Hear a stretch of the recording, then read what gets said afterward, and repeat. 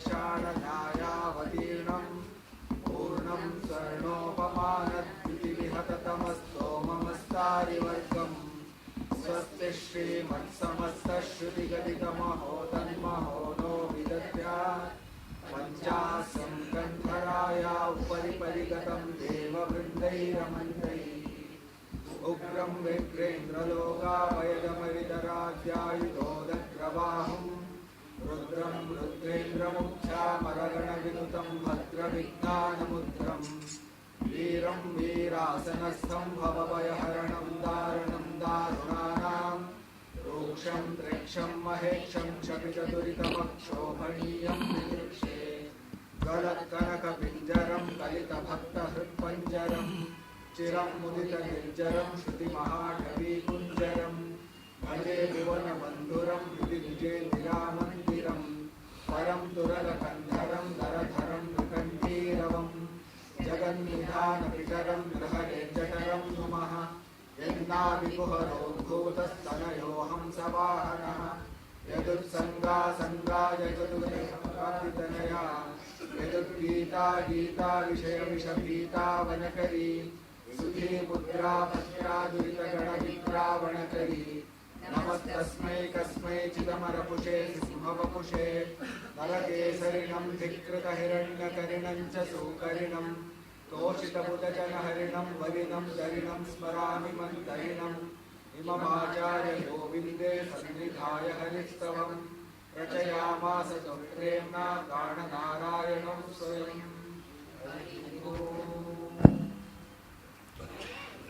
जयति पराशर सूनु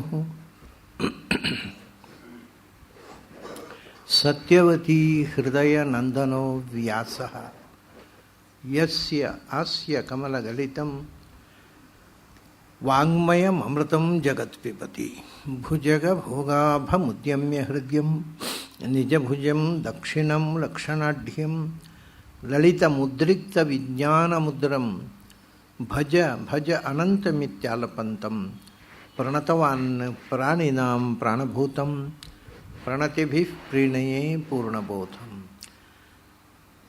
भवदवोष्णेन तातप्यमानान् भुवि परं नाथम् अप्रेक्षमाणान् भुवनमान्येन च अन्येन दोष्णा भवतु भीर्मा इति न सान्त्वयन्तं प्रणतवान् प्राणिनां प्राणभूतं प्रणतिभिः प्रीणये पूर्णबोधम्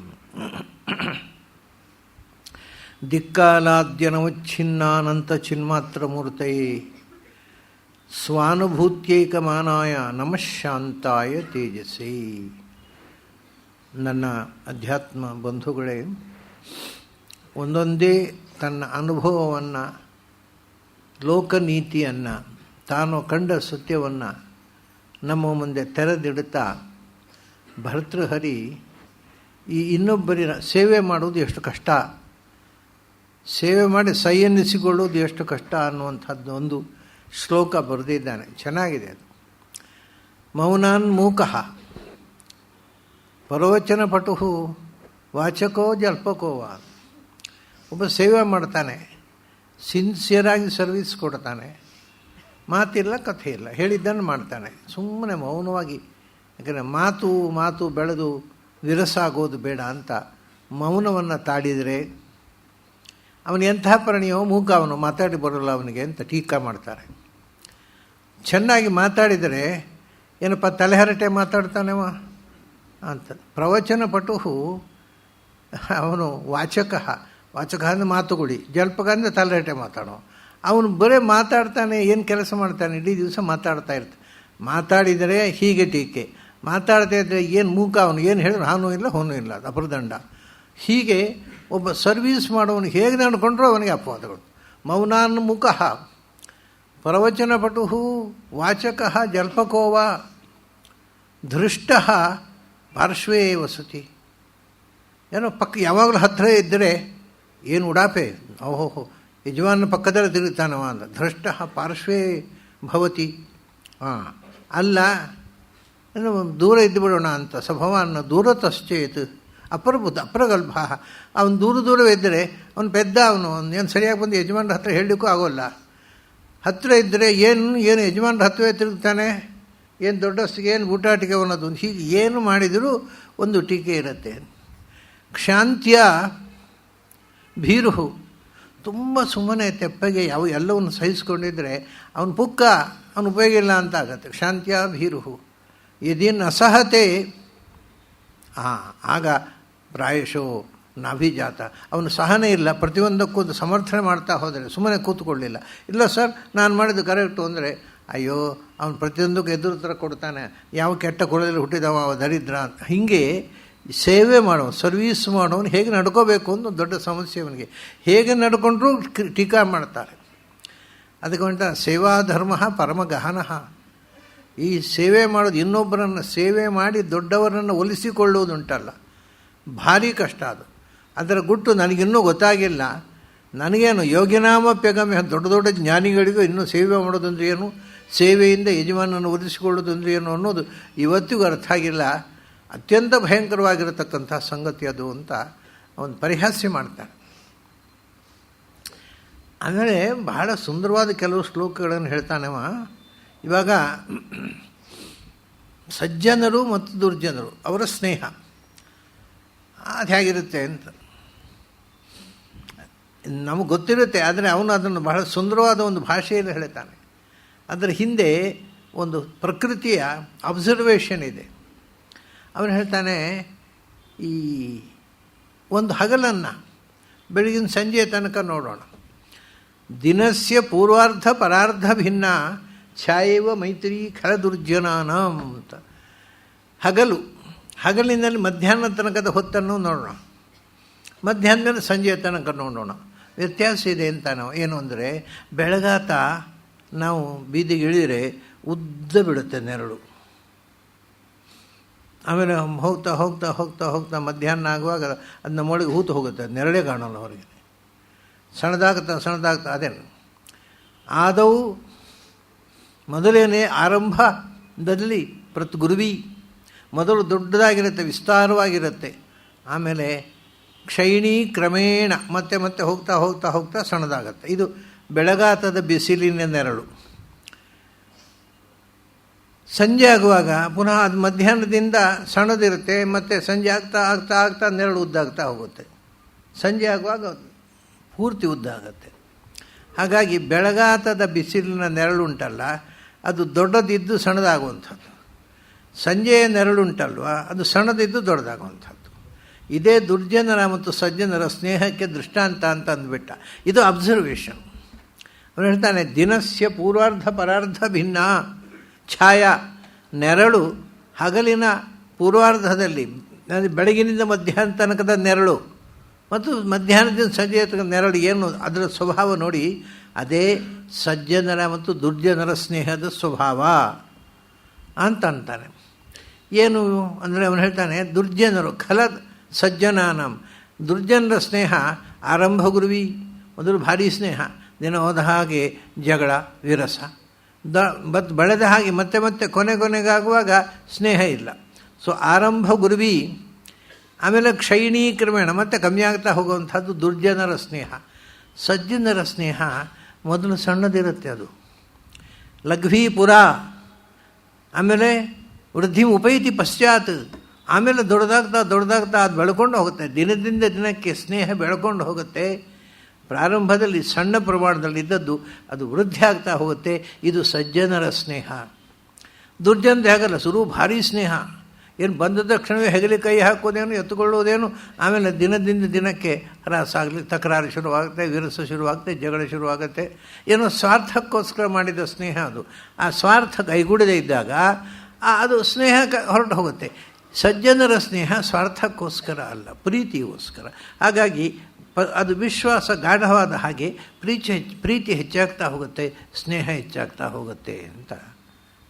ಆಮೇಲೆ ಒಂದು 3 ದೃಷ್ಟಾಂತ ಕೊಡ್ತಾನೆ ಅವನು. ಇದೆಲ್ಲ ಕವಿಗಳಿಗೆ ಅಬ್ಸರ್ವೇಷನ್ ತುಂಬ ರೋಚಕ.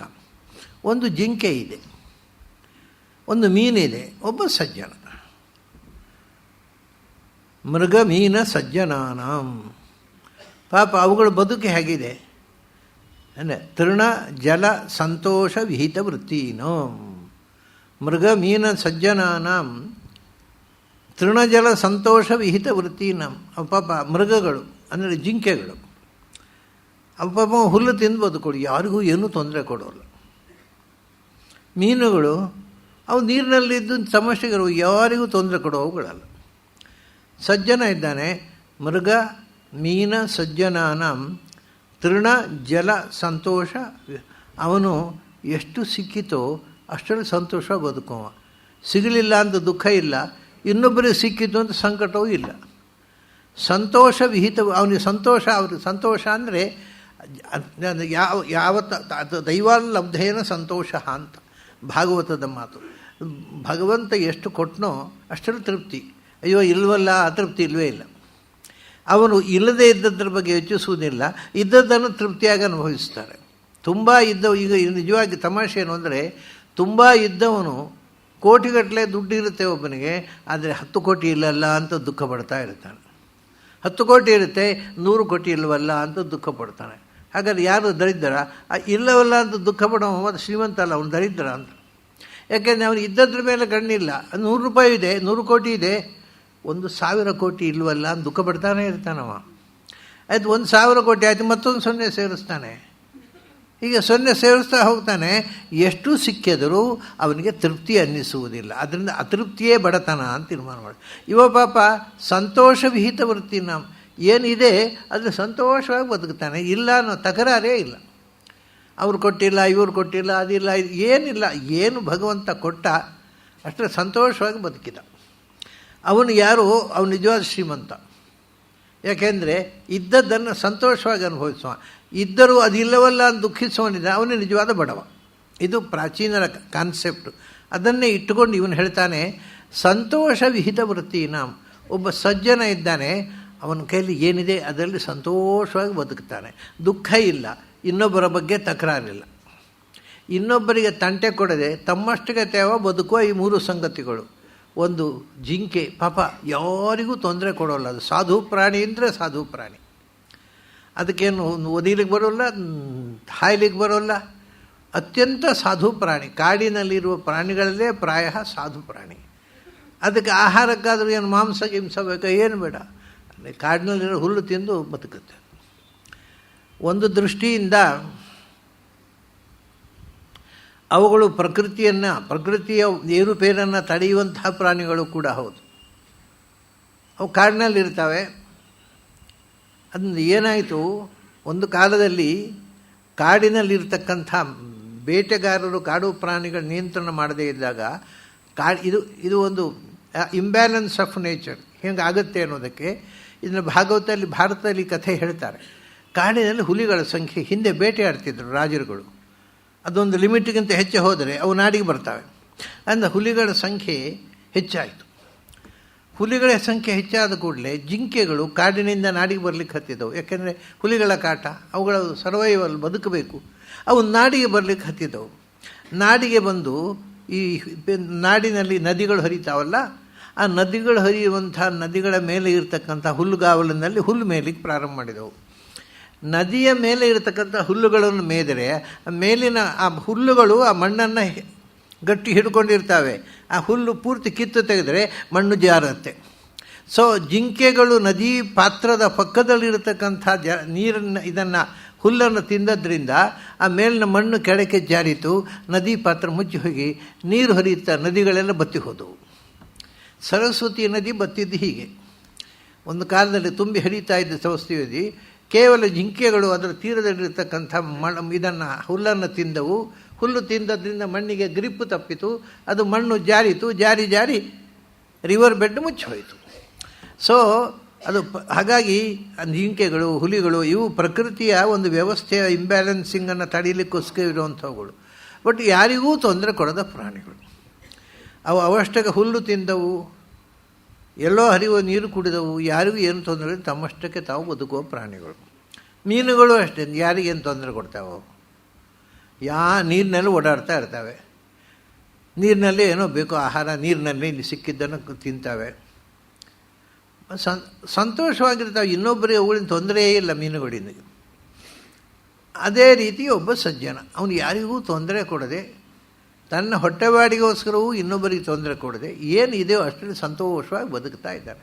ಇವರು ತೃಣಜರ ಸಂತೋಷ ವಿಹಿತ ವೃತ್ತಿಗಳು. ಅದೇ ಅವ್ರನ್ನೂ ಕೂಡ ನಾವು ಕಣ್ಣು ಬಿತ್ತಲ್ಲ ನಮ್ಮ ಮನುಷ್ಯರಿಗೆ. ಜಿಂಕೆಗಳನ್ನು ಹೊಡೆದ್ರು, ಹೊಡೆದು ಅದರ ಮಾಂಸ ಇಷ್ಟ ಆಯ್ತು ಅವರಿಗೆ, ಅದರ ಚರ್ಮ ಆಸನಕ್ಕೆ ಇಷ್ಟ ಆಯಿತು, ಜಪ ಮಾಡಬೇಕಾದ್ರೆ ಅದರ ಚರ್ಮವೇ ಬೇಕು. ಎಲ್ಲ ಪಾಪ ಯಾರಿಗೂ ಉಪದ್ರ ಕೊಡೋದ ಪ್ರಾಣಿಗಳು ಮನುಷ್ಯನಿಗೆ ಬೇಕಾಯಿತು. ಅವುಗಳು ಯಾರಿಗೂ ತೊಂದರೆ ಕೊಡೋದಿಲ್ಲ, ಆದರೆ ಅವುಗಳಿಗೆ ಕೊಡುತ್ತೆ ಸೃಷ್ಟಿಯಾದ ಮನುಷ್ಯ. ಅದೇನಂತ ಲುಬ್ಧಕ ಧೀವರ ಪಿಶುನಾಹ ಅಂತ. ಲುಬ್ಧಕರು ಅಂದರೆ ಬೇಟೆಗಾರರು.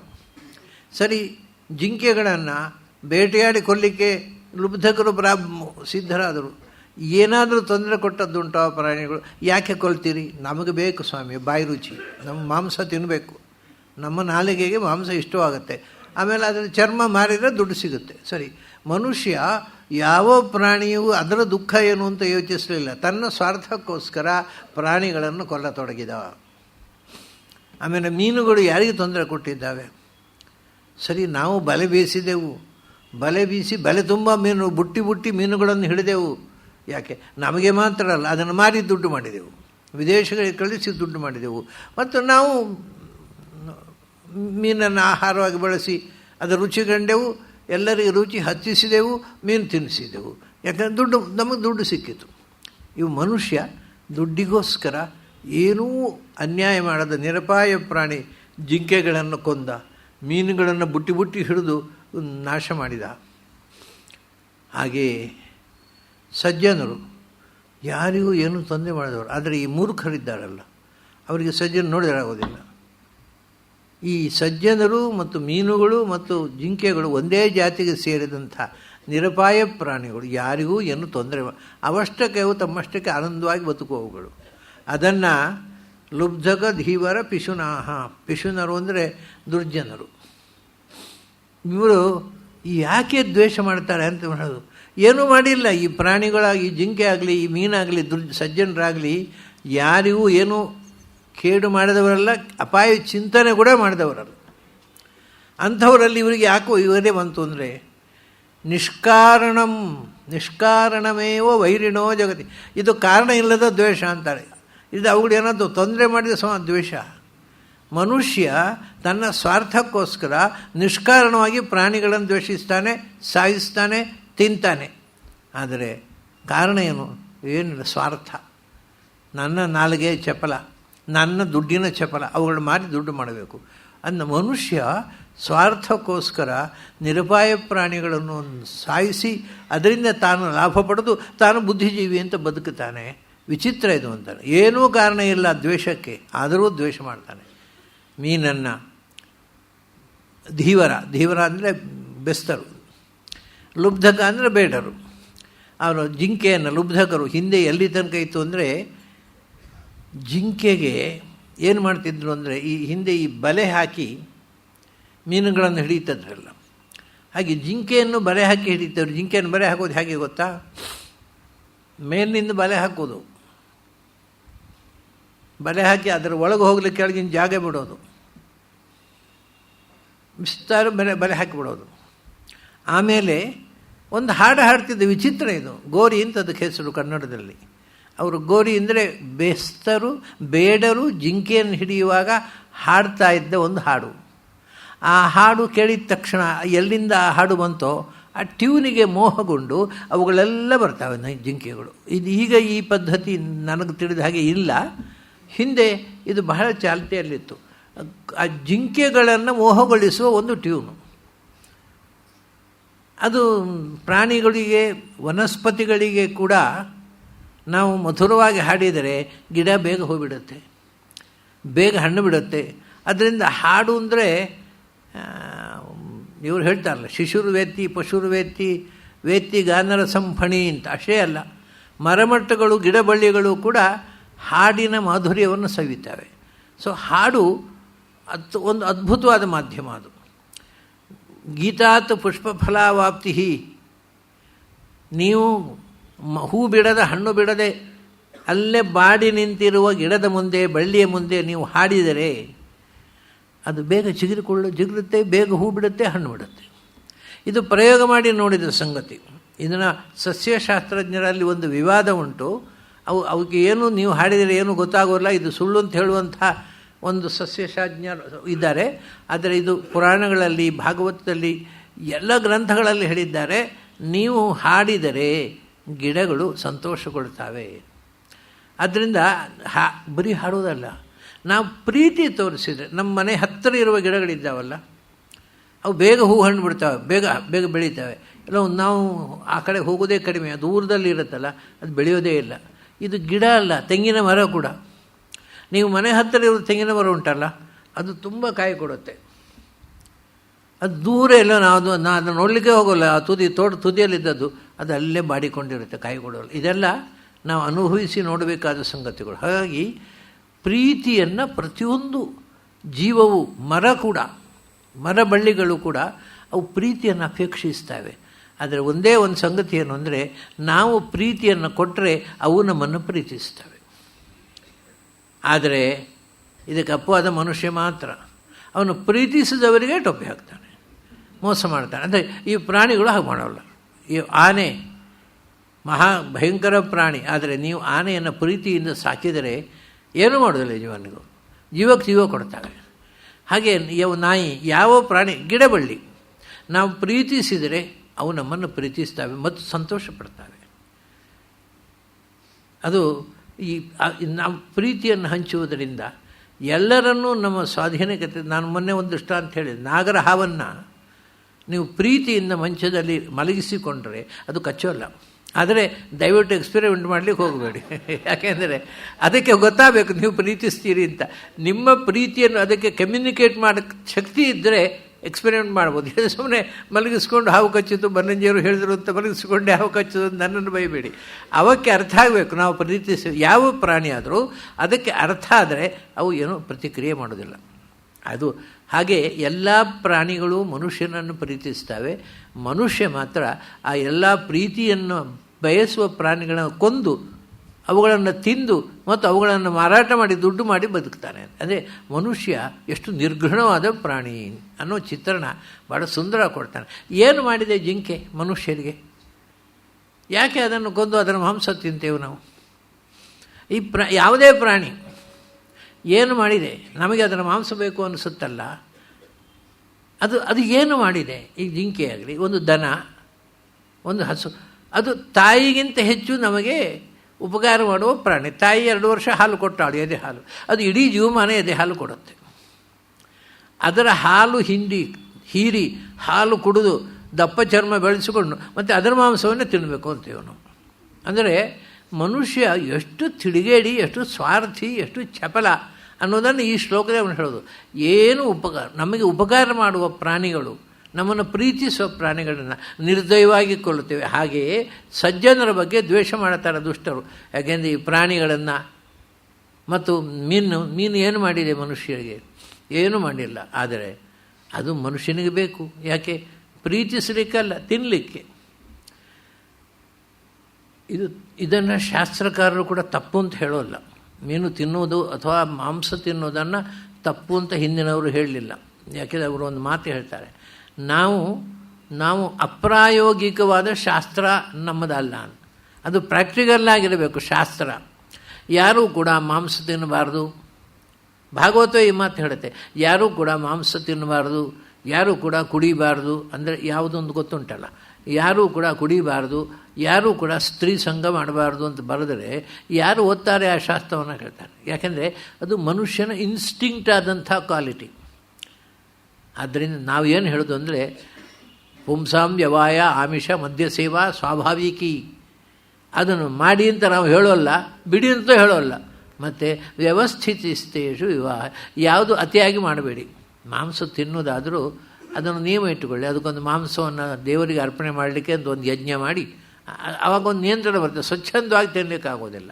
ಅದು ನಿಯಂತ್ರಣ ಮಾಡಿ ಆ ದೇವರಿಗೆ ಅರ್ಪಣೆ ಮಾಡಿ ಆ ಯಜ್ಞ ಶೇಷ ಅಂತ ತಿನ್ನಿರಿ. ಆದರೆ ಹುಚ್ಚಾಬಟ್ಟೆ ತಿನ್ನಬೇಡಿ. ಹಾಗೆ ಎಲ್ಲಕ್ಕೂ ಒಂದು ವ್ಯವಸ್ಥೆ. ಸೆಕ್ಸು ನಿಯಂತ್ರಣ ಮಾಡಿ ಸೆಕ್ಸನ್ನು ಬಿಟ್ಟುಬಿಡಿ ಅಂದರೆ 2 ಸನ್ಯಾಸಿಗಳಾಗಲಿಕ್ಕಾಗತ್ತಾ? ಆಗೋಲ್ಲ. ಕಡೆಗೆ 2 ಸನ್ಯಾಸಿಗಳಾದ ಏನಾಗುತ್ತೆ ಗೊತ್ತಾ? ಬಿಹಾರದ ಕಥೆ ಆಗುತ್ತೆ. ಬಿಹಾರ ಅಂತಂದರೆ ಹಿಂದೆ ಬೌದ್ಧರ ಸನ್ಯಾಸಿಗಳು ವಾಸವಾಗಿ, ಬಿಹಾರ ಅಂದರೆ ಮಠ, ವಿಹಾರ, ಸನ್ಯಾಸಿಗಳ ವಿಹಾರ ಅಂತ. ಸರಿ, ಬೌದ್ಧರು ಅವ್ರು ಏನು ಮಾಡಿದರು, ಸನ್ಯಾಸಿಗಳು ಗಂಡಸರು ಸನ್ಯಾಸಿಗಳಾಗ್ಬೋದು, ಹೆಂಗಸರು ಸನ್ಯಾಸಿಗಳಾಗಬಹುದು ಅಂತ ಒಂದು ತೀರ್ಮಾನ ಮಾಡಿದರು. ಅದು ಬೌದ್ಧರದ್ದೇ ಅಲ್ಲ, ನಮ್ಮಲ್ಲಿ ಕೂಡ ಗಂಡನನ್ನು ಕಳ್ಕೊಂಡ ಹೆಣ್ಮಕ್ಕಳು ವಿಧವೆಯರನ್ನು ಮುಂಡನ ಮಾಡ್ತಿದ್ರಲ್ಲ, ಅದು ಸನ್ಯಾಸವೇ. ಎಲ್ಲ ಹೆಣ್ಮಕ್ಕಳು ಸನ್ಯಾಸಿಗಳಾಗಬೇಕಾಗಿಲ್ಲ. ಆದರೆ ಯಾರಿಗೆ ಸನ್ಯಾಸಿಯನ್ನು ಬದುಕಬೇಕು ಅಂತುಂಟು ಅಂಥ ಹೆಣ್ಮಕ್ಕಳು ಕೇಶಮುಂಡನ ಮಾಡಿ ಈಗ ಸ್ವಾಮಿಗಳು ಮಾಡೋದಂಥದ್ದು ಸನ್ಯಾಸಿಗಳು ಕೇಶಮುಂಡನ ಮಾಡಿ ಕೆಂಪು ಬಟ್ಟೆ ಉಟ್ಟುಕೊಳ್ಳೋದು. ಹಾಗೆ ಒಬ್ಬ ಹೆಣ್ಣು ಸನ್ಯಾಸಿನಿ ಆಗುವುದಿದ್ದರೆ ಕೇಶಮುಂಡನ ಮಾಡಿ ಕೆಂಪು ಬಟ್ಟೆ ಉಟ್ಟುಕೊಳ್ಳಿ ಅಂತ. ಸೊ ಅದು ಮಾತ್ರ ಒಂದು ವಿಷಯ. ಹೇಗೆ ಸ್ವಾಮಿಗಳು ಬಂದರೆ ನಾವು ಎದ್ದು ನಿಂತು ಗೌರವ ಕೊಡ್ತೇವೆ, ಹಾಗೆ ಒಬ್ಬಳು ವಿಧವೆ ಹೆಂಗಸು ಬಂದರೆ ಸಮಾಜ ಎದ್ದು ನಿಂತು ಗೌರವ ಕೊಡಬೇಕು. ಆಕೆ ಅಮಂಗಳ, ಎದುರು ಬರಬಾರ್ದು, ಆಚೆ ಹೋಗು ಈಚೆ ಹೋಗು ಅಂತ ಗಲಾಟೆ ಮಾಡಬಾರ್ದು, ಅದು ಮೂರ್ಖತನ. ಒಬ್ಬ ಸನ್ಯಾಸಿನಿ ಆದರೆ ಒಬ್ಬ ಹೆಣ್ಣು, ಅವು ಗಂಡು ಸನ್ಯಾಸಿ ಆದರೆ ಎಷ್ಟು ಗೌರವ ಕೊಡ್ತೇವೆ ನಾವು ಅಷ್ಟೇ ಗೌರವ ಕೊಡಬೇಕು.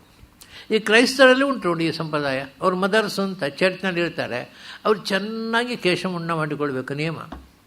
ಒಬ್ಬರು ವಿದೇಶಿಯರು ಹೇಳಿದರು ನನ್ನ ಹತ್ರ, ನಿಮ್ಮದನ್ನು ನೋಡಿ ನಾವು ಮಾಡಿದೆವು, ಆದರೆ ನಾವು ಮದರ್ ಅಂತ ಗೌರವ ಕೊಡ್ತೇವೆ, ನೀವು ಸಸಾರ ಮಾಡ್ತೀರಿ, ಅಷ್ಟೇ ವ್ಯತ್ಯಾಸ ಅಂತ. ನಾವು ಅಂಥದ್ದನ್ನು ಅವಳನ್ನು ತಾಯಿ ಅಂತ ಗೌರವಿಸ್ತೇವೆ, ಅವಳು ಕೇಶಮುಂಡನ ಮಾಡ್ಕೋಬೇಕು ನಮ್ಮ ಕ್ರೈಸ್ತ ಧರ್ಮಲ್ಲಿ ಕೂಡ ಅಂತ. ಹಾಗೆ ನಮ್ಮಲ್ಲಿ ಒಂದು ಹೆಣ್ಣಿಗೆ ಅದು ಅವಮಾನ ಮಾಡುವ ಸಂಗತಿ ಅಲ್ಲ, ಗೌರವಿಸಬೇಕಾದ ಸಂಗತಿ. ಅಂದರೆ ಎಲ್ಲರೂ ವಿಧವೆಯರು ಸನ್ಯಾಸಿನಿಗಳಾಗಬೇಕಾಗಿಲ್ಲ. ಇದಿಷ್ಟು ಗೊತ್ತಾದರೆ ಗೊಂದಲವೇ ಇಲ್ಲ. ಹಾಗೆ ಪ್ರತಿಯೊಂದು ವಿಷಯದಲ್ಲಿ ಮನುಷ್ಯ ಅದನ್ನು ತಿಳಿದು ಮಾಡಿದಾಗ ಯಾವುದೂ ಪಾತಕ ಆಗೋದಿಲ್ಲ. ಅವತ್ತನ ಮಾಂಸ ತಿನ್ನಬೇಡಿ ನಾನು ಹೇಳೋಲ್ಲ, ಯಾಕೆಂದರೆ ಅದು ಇಂಪ್ರ್ಯಾಕ್ಟಿಕಲ್ ಆಗುತ್ತೆ. ಯಾರೂ ಶಾಸ್ತ್ರವನ್ನು ಅನುಸರಿಸುವುದೇ ಇಲ್ಲ, ಅದೇನು ಆಗೋದಿಲ್ಲ ಹೋಗೋದಿಲ್ಲ, ಮಾಂಸ ತಿನ್ನಬಾರ್ದು. ಅದಕ್ಕೆ ಏನು ಹೇಳಿದೆವು, ನೀವು ಆನುವಂಶಿಕವಾಗಿ ಮಾಂಸ ತಿನ್ನುವವರಾದರೆ ತೇಷು ನಿವೃತ್ತಿರಿಷ್ಟ. ಅವರು ಏನು ಹೇಳೋದು ಅಂದರೆ, ನೀವು ತಿನ್ನದೇ ಇದ್ದರೆ ನಮಗೆ ಸಂತೋಷ ಆಗತ್ತೆ. ಯಾಕೆಂದರೆ ಅನಾವಶ್ಯಕವಾಗಿ ಪ್ರಾಣಿಗಳನ್ನು ಕೊಂದು ಪ್ರಾಣಿಗಳ ಜೀವಕ್ಕೆ ನೋವು ಬರುವಂಥ ಕೆಲಸ ಮಾಡದೇ ಇದ್ದರೆ ನಮಗೆ ಸಂತೋಷ ಆಗುತ್ತೆ. ನಿಮ್ಮ ಆನುವಂಶಿಕ ಅಭ್ಯಾಸ ಆದರೆ ತಿನ್ನಿ, ನಮ್ಮಿಂದ ಅಡ್ಡಿ ಇಲ್ಲ. ಒಂದು ಸ್ವಚ್ಛಂದವಾಗಿ ತಿನ್ನಬೇಡಿ, ಒಂದು ನಿಯಂತ್ರಣ ಇಟ್ಕೊಂಡು ತಿನ್ನಿ. ಹೀಗೆ ಶಾಸ್ತ್ರಕಾರರು ಮಾಂಸಾಹಾರವನ್ನು ಪೂರ್ತಿ ನಿಷೇಧ ಮಾಡಿಲ್ಲ. ಯಾಕೆ ಅದು ಅನುವಂಶಿಕವಾಗಿ ಯಾರಿಗೆ ಬಂದಿದೆ ಅವರಿಗೆ ಯಾಕೆ ಬಿಡಬೇಕು ಅಂತ ಹೇಳಬೇಕು. ಇನ್ನೊಂದೇನು ಗೊತ್ತಾ, ಮಾಂಸಾಹಾರ ಕೆಲವು ಕಡೆ ನಿಮಗೆ ಆಹಾರವೇ ಸಿಗೋಲ್ಲ, ಏನು ಮಾಡ್ತೀರ? ಈಗ ಟಿಬೇಟ್ನಲ್ಲಿ ನಾವು ವೆಜಿಟೇಷನ್ ಇಲ್ಲ, ಅಲ್ಲಿ ನೀವು ಏನು ಕಾಯಿ ಪಲ್ಯ ಬೆಳೆಯೋಲ್ಲ. ಬಟ್ ಟಿಬೇಟ್ನಲ್ಲಿ ಇರುವವರೆಲ್ಲ ಮಾಂಸಾಹಾರಿಗಳಲ್ಲ, ಬೌದ್ಧರು. ಅದಕ್ಕೆ ಏನು ಮಾಡ್ತಾರೆ ಗೊತ್ತಾ, ಉಪಾಯ ಇಲ್ಲ, ಅವರಿಗೆ ಹಸಿವಾಗುತ್ತಲ್ಲ, ಏನೋ ತಿನ್ನಲೇಬೇಕಲ್ಲ. ಕಡೆಗೆ ಅವ್ರು ಏನು ಮಾಡಿದ್ರು ಅಂದರೆ, ಅದು ಅಡಿಗೆಗೆ ಅಹಿಂಸೆಯಿಂದ ನಾವು ಬದುಕೋದಾದರೂ ಕೂಡ ಮೀನು ತಿನ್ನಬಹುದು. ಯಾಕಂದ್ರೆ ಸಿಗೋದು ಮೀನು, ನೀವು ಸಿಗೋಲ್ಲ, ನೀವು ವೆಜಿಟೇಷನ್ ಅದು ಸಿಗೋಲ್ಲ. ಅದೇ ಹಿಂಸೆ ಇಲ್ಲ, ನೀವು ಮೀನನ್ನು ಹಿಡಿದು ಕೊಲ್ಲಬಾರ್ದು, ಸತ್ತ ಮೀನಂತಂದು ತಿನ್ಬೋದು ಅಂತ ಒಂದು ಅಡ್ಜಸ್ಟ್ಮೆಂಟ್ ಮಾಡಿಕೊಂಡ್ರು. ಬದುಕುವುದಕ್ಕೋಸ್ಕರ ಮನುಷ್ಯ ಶಾಸ್ತ್ರದಲ್ಲಿ ಬೇಕಾದಷ್ಟು ಅಡ್ಜಸ್ಟ್ಮೆಂಟ್ ಮಾಡಿಕೊಳ್ತಾನೆ. ಹೀಗೆ ಪ್ರಾಚೀನರು ಪ್ರಾಯೋಗಿಕವಾದ ಶಾಸ್ತ್ರ ನಮಗೆ ಕೊಟ್ಟರು. ಅದರಲ್ಲಿ ಹಿಂಸೆ ಮಾಡಬೇಡ ಅಂತ ನಾವು ಹೇಳೋಲ್ಲಪ್ಪ. ಯಾಕೆಂದರೆ ಒಂದು ಗಿಡವನ್ನು ನೀವು ಕತ್ತರಿಸಿ ಕಾಯಿಪಲ್ಯ ಮಾಡಿದ್ರೆ ಅದರಲ್ಲೂ ಜೀವ ಉಂಟಲ್ಲ. So plants have also life. ಅದನ್ನು ಸಾಯಿಸಿದಾಗ ಆಗೋಲ್ಲ, ಆಗುತ್ತೆ, ಆದರೆ ಅವಕ್ಕೆ ನಮ್ಮಷ್ಟು ದುಃಖ ಆಗೋಲ್ಲ. ಯಾವುದಕ್ಕೆ ಹೆಚ್ಚು ದುಃಖ ಆಗುತ್ತೋ ಅದನ್ನು ಆದಷ್ಟು ಹಿಂಸೆ ಕಮ್ಮಿ ಮಾಡು, ಆದಷ್ಟು ಕಮ್ಮಿ ಮಾಡು. ಹಿಂಸೆ ಬಿಡು ಅಂತ ನಾವು ಹೇಳೋಲ್ಲ, ಹಿಂಸೆನ ಕಮ್ಮಿ ಮಾಡು. ಯಾಕೆಂದರೆ ನಾವು ಪ್ರೀತಿಸಲಿಕ್ಕೆ ಕಲಿಬೇಕು. ಅದು ನಾವು ಏನು ಅಂದರೆ ಅದನ್ನು ಪ್ರೀತಿಸುವುದಲ್ಲ, ಅದನ್ನು ಯಾಕೆ ಸಾಕೋದು ಅಂದರೆ ಅದರ ಮಾಂಸವನ್ನು ಪ್ರೀತಿಸುವುದು. ನಾವು ನಾಳೆ ಅದರ ತಲೆ ಕಡಿದು ಮಾಂಸ ತಿನ್ನಲಿಕ್ಕೋಸ್ಕರ ಪ್ರೀತಿಸುವುದು. ಅದು ಜಿಂಕೆಯನ್ನು ಮಾಂಸ ತಿಂತಾರೆ, ನವಿಲು ತಿಂತಾರೆ ಮಾಂಸ. ಎಷ್ಟು ಸುಂದರವಾದ ಪಕ್ಷಿ ಅದು, ರಾಷ್ಟ್ರ ಪಕ್ಷಿ. ನವಿಲುಗಳ ಸಂಖ್ಯೆ ಕಮ್ಮಿಯಾಗಿ ಹೋಗಿದೆ ಈಗ, ಯಾಕೆಂದರೆ ಕಾಡಿನಲ್ಲಿ ಹೋಗಿ ಉಳಿಗಾಲ ಇಲ್ಲ, ಅವು ನಾಡಿನಲ್ಲಿ ಬಂದು ಸೇರಿಕೊಂಡಿದ್ದಾವೆ. ತಮಾಷೆ ಅಂದರೆ ಕೆಲವೊಮ್ಮೆ ಬಹಳ ಸಂತೋಷ ಆಗುತ್ತೆ. ನೀವೀಗ ಕಾಡಿನಲ್ಲಿ ಹೋದ ನವಿಲುಗಳಿಲ್ಲ, ಆದರೆ ನಮ್ಮ ಮನೆಯ ತೋಟದಲ್ಲಿ 12 ನವಿಲುಗಳಿವೆ. ಅಬ್ಬಬ್ಬ, ಯಾಕಂದರೆ ಇಲ್ಲಿ ಯಾರು ಹೊಡೆಯೋರು ಅಂತ ಗೊತ್ತಾ, ಆರಾಮ ನೋಡಿ ಅವಳು ಒಂದು ಧೈರ್ಯ. ಈ ಮನೆಯ ತೋಟದಲ್ಲಿ ಕೂತ್ಕೊಂಡ್ರೆ ನಮ್ಮನ್ನು ಯಾರು ಹೊಡೆದು ತಿನ್ನೋಲ್ಲ, ಧೈರ್ಯವಾಗಿ ಮುಂದೆ ಕೂತ್ಬಿಟ್ಟಿದ್ದಾರೆ. ಆದರೆ ಕಾಡಿನಲ್ಲಿ ಇಲ್ಲ, ಯಾಕಂದರೆ ಕಾಡಿನಲ್ಲಿ ಹೊಡೆದು ಕೊಲ್ತಾರೆ. ಏನು ಎಷ್ಟು ಸುಂದರವಾದ ಪಕ್ಷಿ ಪ್ರಾಣಿ ಇರಲಿ, ಇವನಿಗೆ ಬೇಕು ಹೊಟ್ಟೆಗೆ. ಯಾಕೆ ಅಷ್ಟು ಸುಂದರವಾದ ಪ್ರಾಣಿಯನ್ನು ಯಾಕೆ ಹೊಡೆದು ಕೊಂದು ತಿನ್ನಬೇಕು? ಇದು ಪ್ರಾಚೀನರು ಹೇಳಿದ್ದಷ್ಟೇ. ಯಾವುದು ಪ್ರಕೃತಿಯ ಸೌಂದರ್ಯವನ್ನು ಹಾಳು ಮಾಡಬೇಡ, ನಿನಗೆ ಅನಿವಾರ್ಯವಾದಷ್ಟು ಹಿಂಸೆ ಮಾಡು, ಆದರೆ ಸ್ವಚ್ಛಂದವಾದ ಹಿಂಸೆ ಮಾಡಬೇಡ. ಅದೇ ಈ ದುರ್ಜನರು ಮತ್ತು ವ್ಯಾಧರು ಮತ್ತು ಬೇಡರು ಖಯಾಲಿಗೋಸ್ಕರ. ಬೇಡರು ನಮ್ಮಲ್ಲಿ ಒಬ್ಬರು, ಅವರು ಬೇಡರಲ್ಲ, ಅಂದರೆ ಅವರು ಶೂಟ್ ಮಾಡುವಂಥದ್ದು ಒಂದು ಕಲೆ ಅವರಿಗೆ. ಒಳ್ಳೆ ಕಲಾವಿದ, ನಿಮಗೆ ಗೊತ್ತಿರ್ಬೋದು, ಅವರು ಬಹಳ ದೊಡ್ಡ ಕಲಾವಿದ. ಅವರು ನನ್ನ ಹತ್ರ ಹೇಳಿದ್ದಾರೆ, ಸುಮ್ಮನೆ ನನ್ನ ಗುರಿಯನ್ನು ಕೊನೆಗೆ ಪಶ್ಚಾತ್ತಾಪ ಪಟ್ಟಿದ್ದಾರೆ. ಅವರು ಈಡು ನೋಡೋದಕ್ಕೋಸ್ಕರ ಫೈರ್ ಮಾಡೋದಂತೆ. ಫೈರ್ ಮಾಡಿ ಈ ಕಾಡು ಹಂದಿಗಳಿರ್ತಾವಲ್ಲ, ಕಾಡು ಹಂದಿಗಳಿಗೆ ನೀವು ಮೈ ಮೇಲೆ ಎಲ್ಲಿ ಶೂಟ್ ಮಾಡಿದರೂ ಅದು ತಾಗೋದೇ ಇಲ್ಲ, ಅವುಗಳಿಗೆ ನಾಟುವುದೇ ಇಲ್ಲ. ಅಷ್ಟು ಸ್ಟ್ರಾಂಗ್ ಚರ್ಮ ಅದು ಬುಲೆಟ್ ಒಳಗೆ ಹೋಗೋದಿಲ್ಲ. ಅದಕ್ಕೆ ಅದನ್ನು ಕೊಲ್ಲಬೇಕಾಗಿದ್ದರೆ ಅದರ ಗುದದ್ವಾರದಲ್ಲಿ ಬುಲೆಟ್ ಒಳಗೆ ಹೋಗುವ ಹಾಗೆ ಫೈರ್ ಮಾಡಬೇಕು. ಅದು ಈಡು ಹೋಗುತ್ತೆ. ಟೆಸ್ಟ್ ಮಾಡಲಿಕ್ಕೋಸ್ಕರ ನಾನು ಎಷ್ಟೋ ಕಾಡು ಹಂದಿಗಳನ್ನು, ಬೋರ್ಸ್, ಅವನು ಕೊಂದಿದ್ದೇನೆ. ಹಾಗೆ ಇಂಥದ್ದು ತುಂಬ. ಅವರು ಹೇಳ್ತಾರೆ, ವಿನೋದಕ್ಕೋಸ್ಕರ, ನನ್ನ ಗುರಿ ಹೇಗಿದೆ ನೋಡೋದಕ್ಕೋಸ್ಕರ ದೂರದಲ್ಲಿ ಓಡುವ ಒಂದು ಜಿಂಕೆ, ಅದು ಓಡ್ತಾ ಇರ್ತದೆ, ಆ ವೇಗಕ್ಕೆ ಸರಿಯಾಗಿ ಶೂಟ್ ಮಾಡಬೇಕು. ಬೇಕಾದಷ್ಟು ಮಾಡಿದ್ದೇನೆ. ಕೊನೆಗೆ ಅವರು ತುಂಬ ಒಳ್ಳೆಯ ಬೇಟೆಗಾರ. ಕೊನೆಗೆ ಅವ್ರಿಗೇನು ಅಂದರೆ ತುಂಬ ಹೋದವ್ರ ಹತ್ರ ಎಲ್ಲ ಅಳ್ತಾಯಿದ್ರು, ನಾನು ಅನ್ಯಾಯವಾಗಿ ಪ್ರಾಣಿಗಳನ್ನು ಕೊಂದೆ. ಅಳುವುದು ಅನ್ಯಾಯವಾಗಿ ಪ್ರಾಣಿಗಳು, ಅವರು ತಿನ್ನಲಿಕ್ಕಲ್ಲ, ಸುಮ್ಮನೆ ಗುರಿ. ಹಂಟರ್, ಅವರು ಫೇಮಸ್ ಹಂಟರ್. ಜಿಮ್ ಕಾರ್ಬೆಟ್ ಥರ ಅವರು ಜಿಮ್ ಕಾರ್ಬೆಟ್ ಆಫ್ ಇಂಡಿಯಾ ಅಂತ ಅವರಿಗೆ ಟೈಟ್ಲ್ ಕೊಟ್ಟಿದ್ದರು ಕುವೆಂಪು ಅವರು. ನೀವು ಭಾರತದ ಜಿಮ್ ಕಾರ್ಬೆಟ್ಟು ಅಂತ. ಅಷ್ಟು ಈಡು, ಬೇಕಾದಷ್ಟು ಪ್ರಾಣಿಗಳನ್ನು, ಹಾವುಗಳನ್ನು ಕೊಂದಿದ್ದಾರೆ. ಕೊನೆಗೆ ಅದೇ ದುಃಖದಲ್ಲಿ ಕಣ್ಣೀರು ಬಿಡ್ತಾ ಸತ್ರು. ಅನ್ಯಾಯವಾಗಿ ನಾನು ಪ್ರಾಣಿಗಳನ್ನು ಕೊಂದಿದ್ದೇನೆ, ನನಗೇನು ಗತಿ ಅಂತ ಅಳ್ತಾ ಇದ್ರು ಪಾಪ. ನನ್ನ ಹತ್ರ ಓದ್ತಿದ್ದಾರೆ. ಒಳ್ಳೆಯ ಮನುಷ್ಯ, ತುಂಬ ಸಜ್ಜನ. ಹಾಗಾಗಿ ಈ ನಮಗೆ ಒಂದು ಚಟ ಬಂದುಬಿಟ್ರೆ ಅದೊಂದು ಗೀಳು. ಅದು ಬೇಕು ಅಂತಲ್ಲ, ಸುಮ್ಮನೆ ಬೇಟೆಯಾಡೋದು ಒಂದು ಗೀಳು. ಅದು ಚಟವಾಗಿಬಿಟ್ರೆ ಅಪಾಯ ಅದು. ಹಾಗೆ ಮನುಷ್ಯ ಎಲ್ಲವನ್ನು ತನ್ನ ಆನಂದಕ್ಕೆ, ಖಯಾಲಿಗೋಸ್ಕರ ಇನ್ನೊಂದು ವಸ್ತುವಿಗೆ ಹಿಂಸೆ ಮಾಡೋದನ್ನು ಒಂದು ಖುಷಿ ಅಂತ ತಿಳ್ಕೊಳ್ತಾನೆ. ಪ್ರಪಂಚದ ಯಾವ ಪ್ರಾಣಿಯೂ ಇನ್ನೊಂದು ವಸ್ತುವನ್ನು ಹಿಂಸೆ ಮಾಡಿ ಸಂತೋಷ ಪಡುವುದಿಲ್ಲ. Human being, only human beings. ಈಗ ಬೇರೆ ಪ್ರಾಣಿಗಳು, ಹುಲಿ, ಸಿಂಹ, ಅವೆಲ್ಲ ಪ್ರಾಣಿಗಳನ್ನ ಕೊಲ್ತವೆ ಹಸಿವಿಗೋಸ್ಕರ ಹೊರತು ಅದನ್ನು ಖುಷಿ ಪಡಲಿಕ್ಕೋಸ್ಕರ ಅಲ್ಲ, ಮೋಜಿಗೋಸ್ಕರ ಅಲ್ಲ. ಯಾವ ಪ್ರಾಣಿಯನ್ನು ಕೊಂದು ಬೇರೆ ಪ್ರಾಣಿಗಳು ಖುಷಿ ಪಡುವುದಿಲ್ಲ. ಇನ್ನೊಂದು ಪ್ರಾಣಿಯನ್ನು ಕೊಂದು ಖುಷಿ ಪಡುವ ಒಂದು ಪ್ರಾಣಿ ಇದ್ದರೆ ಅದು ಮನುಷ್ಯ ಪ್ರಾಣಿ ಮಾತ್ರ. ಅದಕ್ಕೋಸ್ಕರ ಯಾಕೆ ನಮಗೆ ಈ ದೌರ್ಜನ್ಯ? ಪಾಪ ಏನೂ ನಮಗೆ ಅಪಕಾರ ಮಾಡದೆ ತಮ್ಮಷ್ಟಕ್ಕೆ ಬದುಕುವ ಪ್ರಾಣಿಗಳನ್ನು ಹಿಡಿದು ಕೊಲ್ತೇವೆ, ಕೊಂದು ತಿಂತೇವೆ, ಮಾರ್ತೇವೆ. ನೋಡಿ, ಎಲ್ಲೇ ತನಕ ದುರಂತ. ಇದು ಮಾಂಸ ತಿನ್ನೋರು ಹೋಗಲಿ, ಜಿಂಕೆ ಚರ್ಮ ಬೇಕೇ ಬೇಕು ಮಡಿವಂತರಿಗೆ ಜಪ ಮಾಡಲಿಕ್ಕೆ. ಅವರೇನು ಮಾಂಸ ತಿನ್ನೋಲ್ಲ, ಅದು ಜಿಂಕೆ ಚರ್ಮ ಬೇಕು. ಅದು ಪಾಪ ಜಿಂಕೆಯ ದುರ್ದೈವ. ಯಾಕೆಂದರೆ ಪರೀಕ್ಷೆ ಮಾಡಿದರು ಶಾಸ್ತ್ರಕಾರರು, ಯಾವುದರಲ್ಲಿ ಕೂತರೆ ಮೆಡಿಟೇಷನ್ ಮಾಡಲಿಕ್ಕೆ ಆ ಮೈಂಡ್ ಟ್ಯೂನ್ ಆಗುತ್ತೆ ಅಂತ. ಜಿಂಕೆ ಚರ್ಮದಲ್ಲಿ ಕೂತುಕೊಳ್ಳೆ ಮೈಂಡ್ ಟ್ಯೂನ್ ಆಗಿಬಿಡ್ಬೇಕಾ? ಅದ್ರ ದುರಂತ ಅಲ್ವಾ? ಸರಿ, ಆ ಜಿಂಕೆ ಚರ್ಮದಲ್ಲಿ ಕೂರ್ಲಿಕ್ಕೆ ಅದು ಭಗವಂತ ಮಾಡದೆ ಕಿಡಿಗೇಡಿತಾನೆ. ಆ ಪ್ರಾಣಿಯ ಚರ್ಮದಲ್ಲಿ ನಮ್ಮ ಮೈಂಡ್ ಟ್ಯೂನ್ ಮಾಡ್ತಕ್ಕಂಥ ಒಂದು ಎನರ್ಜಿ ಇದೆ. ಬೇರೆ ಯಾವ ಪ್ರಾಣಿ ಚರ್ಮದಲ್ಲಿ ಕೂತ್ರು ಆಗೋಲ್ಲ. ಹುಲಿ ಚರ್ಮದಲ್ಲಿ ಕೂತ್ರು ಆಗುತ್ತೆ. ಅದಕ್ಕೋಸ್ಕರ ವ್ಯಾಘ್ರಾಜನ, ಕೃಷ್ಣಾಜನ ಮಡಿವಂತರಿಗೆ ಬೇಕಾಯ್ತು. ಯಾಕೆಂದರೆ ಅದು ಕೆಲವರು ಹೇಗೆ ಮಹಿಳೆಗೆ ಅಲ್ವ ಚರ್ಮ ಅಲ್ವ, ಸತ್ತ ಪ್ರಾಣಿ. ನಮಗೆ ಮಡಿ ಅಂದರೆ ಯಾವುದು ಮೈಂಡನ್ನು ಪ್ಯೂರ್ ಮಾಡುತ್ತೋ ಅದು ಮಡಿ. ಅದನ್ನು ಹಾಕ್ಕೊಂಡ್ರೆ ನಿಮಗೆ ಮೈಂಡ್ ಟ್ಯೂನ್ ಆಗುತ್ತೆ ಅಂದರೆ ಅದು ಮಡಿ. ನಿಮಗೆ ಈ ಮಡಿ, ಹಾರಾಟದ ಮಡಿ ಗೊತ್ತೇ ಇಲ್ಲ ಪ್ರಾಚೀನರಿಗೆ. ಹಾಗಾಗಿ ಪಾಪ ಜಿಂಕೆ ಅಂಥ ನಿರುಪಾಯ ಪ್ರಾಣಿ, ಅದರ ಚರ್ಮ ಮಡಿ, ಆದ್ದರಿಂದ ಅದು ಸಾಯಬೇಕಾಯಿತು. ಅದಕ್ಕೆ ಮನುಷ್ಯ ನಿಷ್ಕಾರಣಮೇವ ವೈರಿಣೋ ಭವಂತಿ ಅಂತ. ಕಾರಣ ಇಲ್ಲದೆ ದ್ವೇಷ ಮಾಡೋರು ಮನುಷ್ಯರು ಮಾತ್ರ. ಅವನು ಪ್ರಾಣಿಗಳನ್ನು ಕೊಲ್ತಾನೆ, ಮನುಷ್ಯರನ್ನು ಕೊಲ್ತಾನೆ. ಯಾಕೆಂದರೆ ಹಾಗೆ ಹೊಟ್ಟೆಗಾಗಿ ಕೊಲ್ಲುವುದು ಹಿಂಸೆ ಅಲ್ಲ, ಅದು ಹಿಂಸೆ ನಿಜವಾಗಿ ಮಾಡೋದು ಮನುಷ್ಯ ಮಾತ್ರ. ಹಾಗಾಗಿ ಅದನ್ನು ಬಹಳ ದುಃಖದ ಸಂಗತಿ ಅಂತೇಳಿ ಅದಾಯಿತು. ಆಮೇಲೆ ಸಜ್ಜನರಿಗೆ, ಆಗ ನಿಜವಾದ ಸಜ್ಜನರು ಹೇಗಿರ್ತಾರೆ ಅಂತ ಬಹಳ ರೋಚಕವಾದಂಥ ಒಂದು ಪದ್ಯ ಹೇಳ್ತಾನೆ ಅವ. ವಾಂಛಾ ಸಜ್ಜನ ಸಂಗತವು ಪರಗುಣೆ ಪ್ರೀತಿ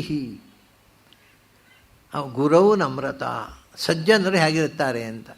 ವಾಂಛಾ ಸಜ್ಜನ ಸಂಗತವು, ಒಳ್ಳೆಯವರ ಸಹವಾಸ ಮಾಡಬೇಕು ಅಂತ ಬಯಸ್ತಾರೆ. ಯಾರ ಸಹವಾಸ ಮಾಡಬೇಕು ಅಂತಂದರೆ ಒಳ್ಳೆಯವರು ಸಿಕ್ಕಿದಾಗ ಅವರನ್ನು ಪ್ರೀತಿ ಮಾಡಬೇಕು, ಅವರು ಸ್ನೇಹ ಮಾಡಬೇಕು, ಅವರು ಒಡನಾಟ ಮಾಡಬೇಕು ಅಂತ.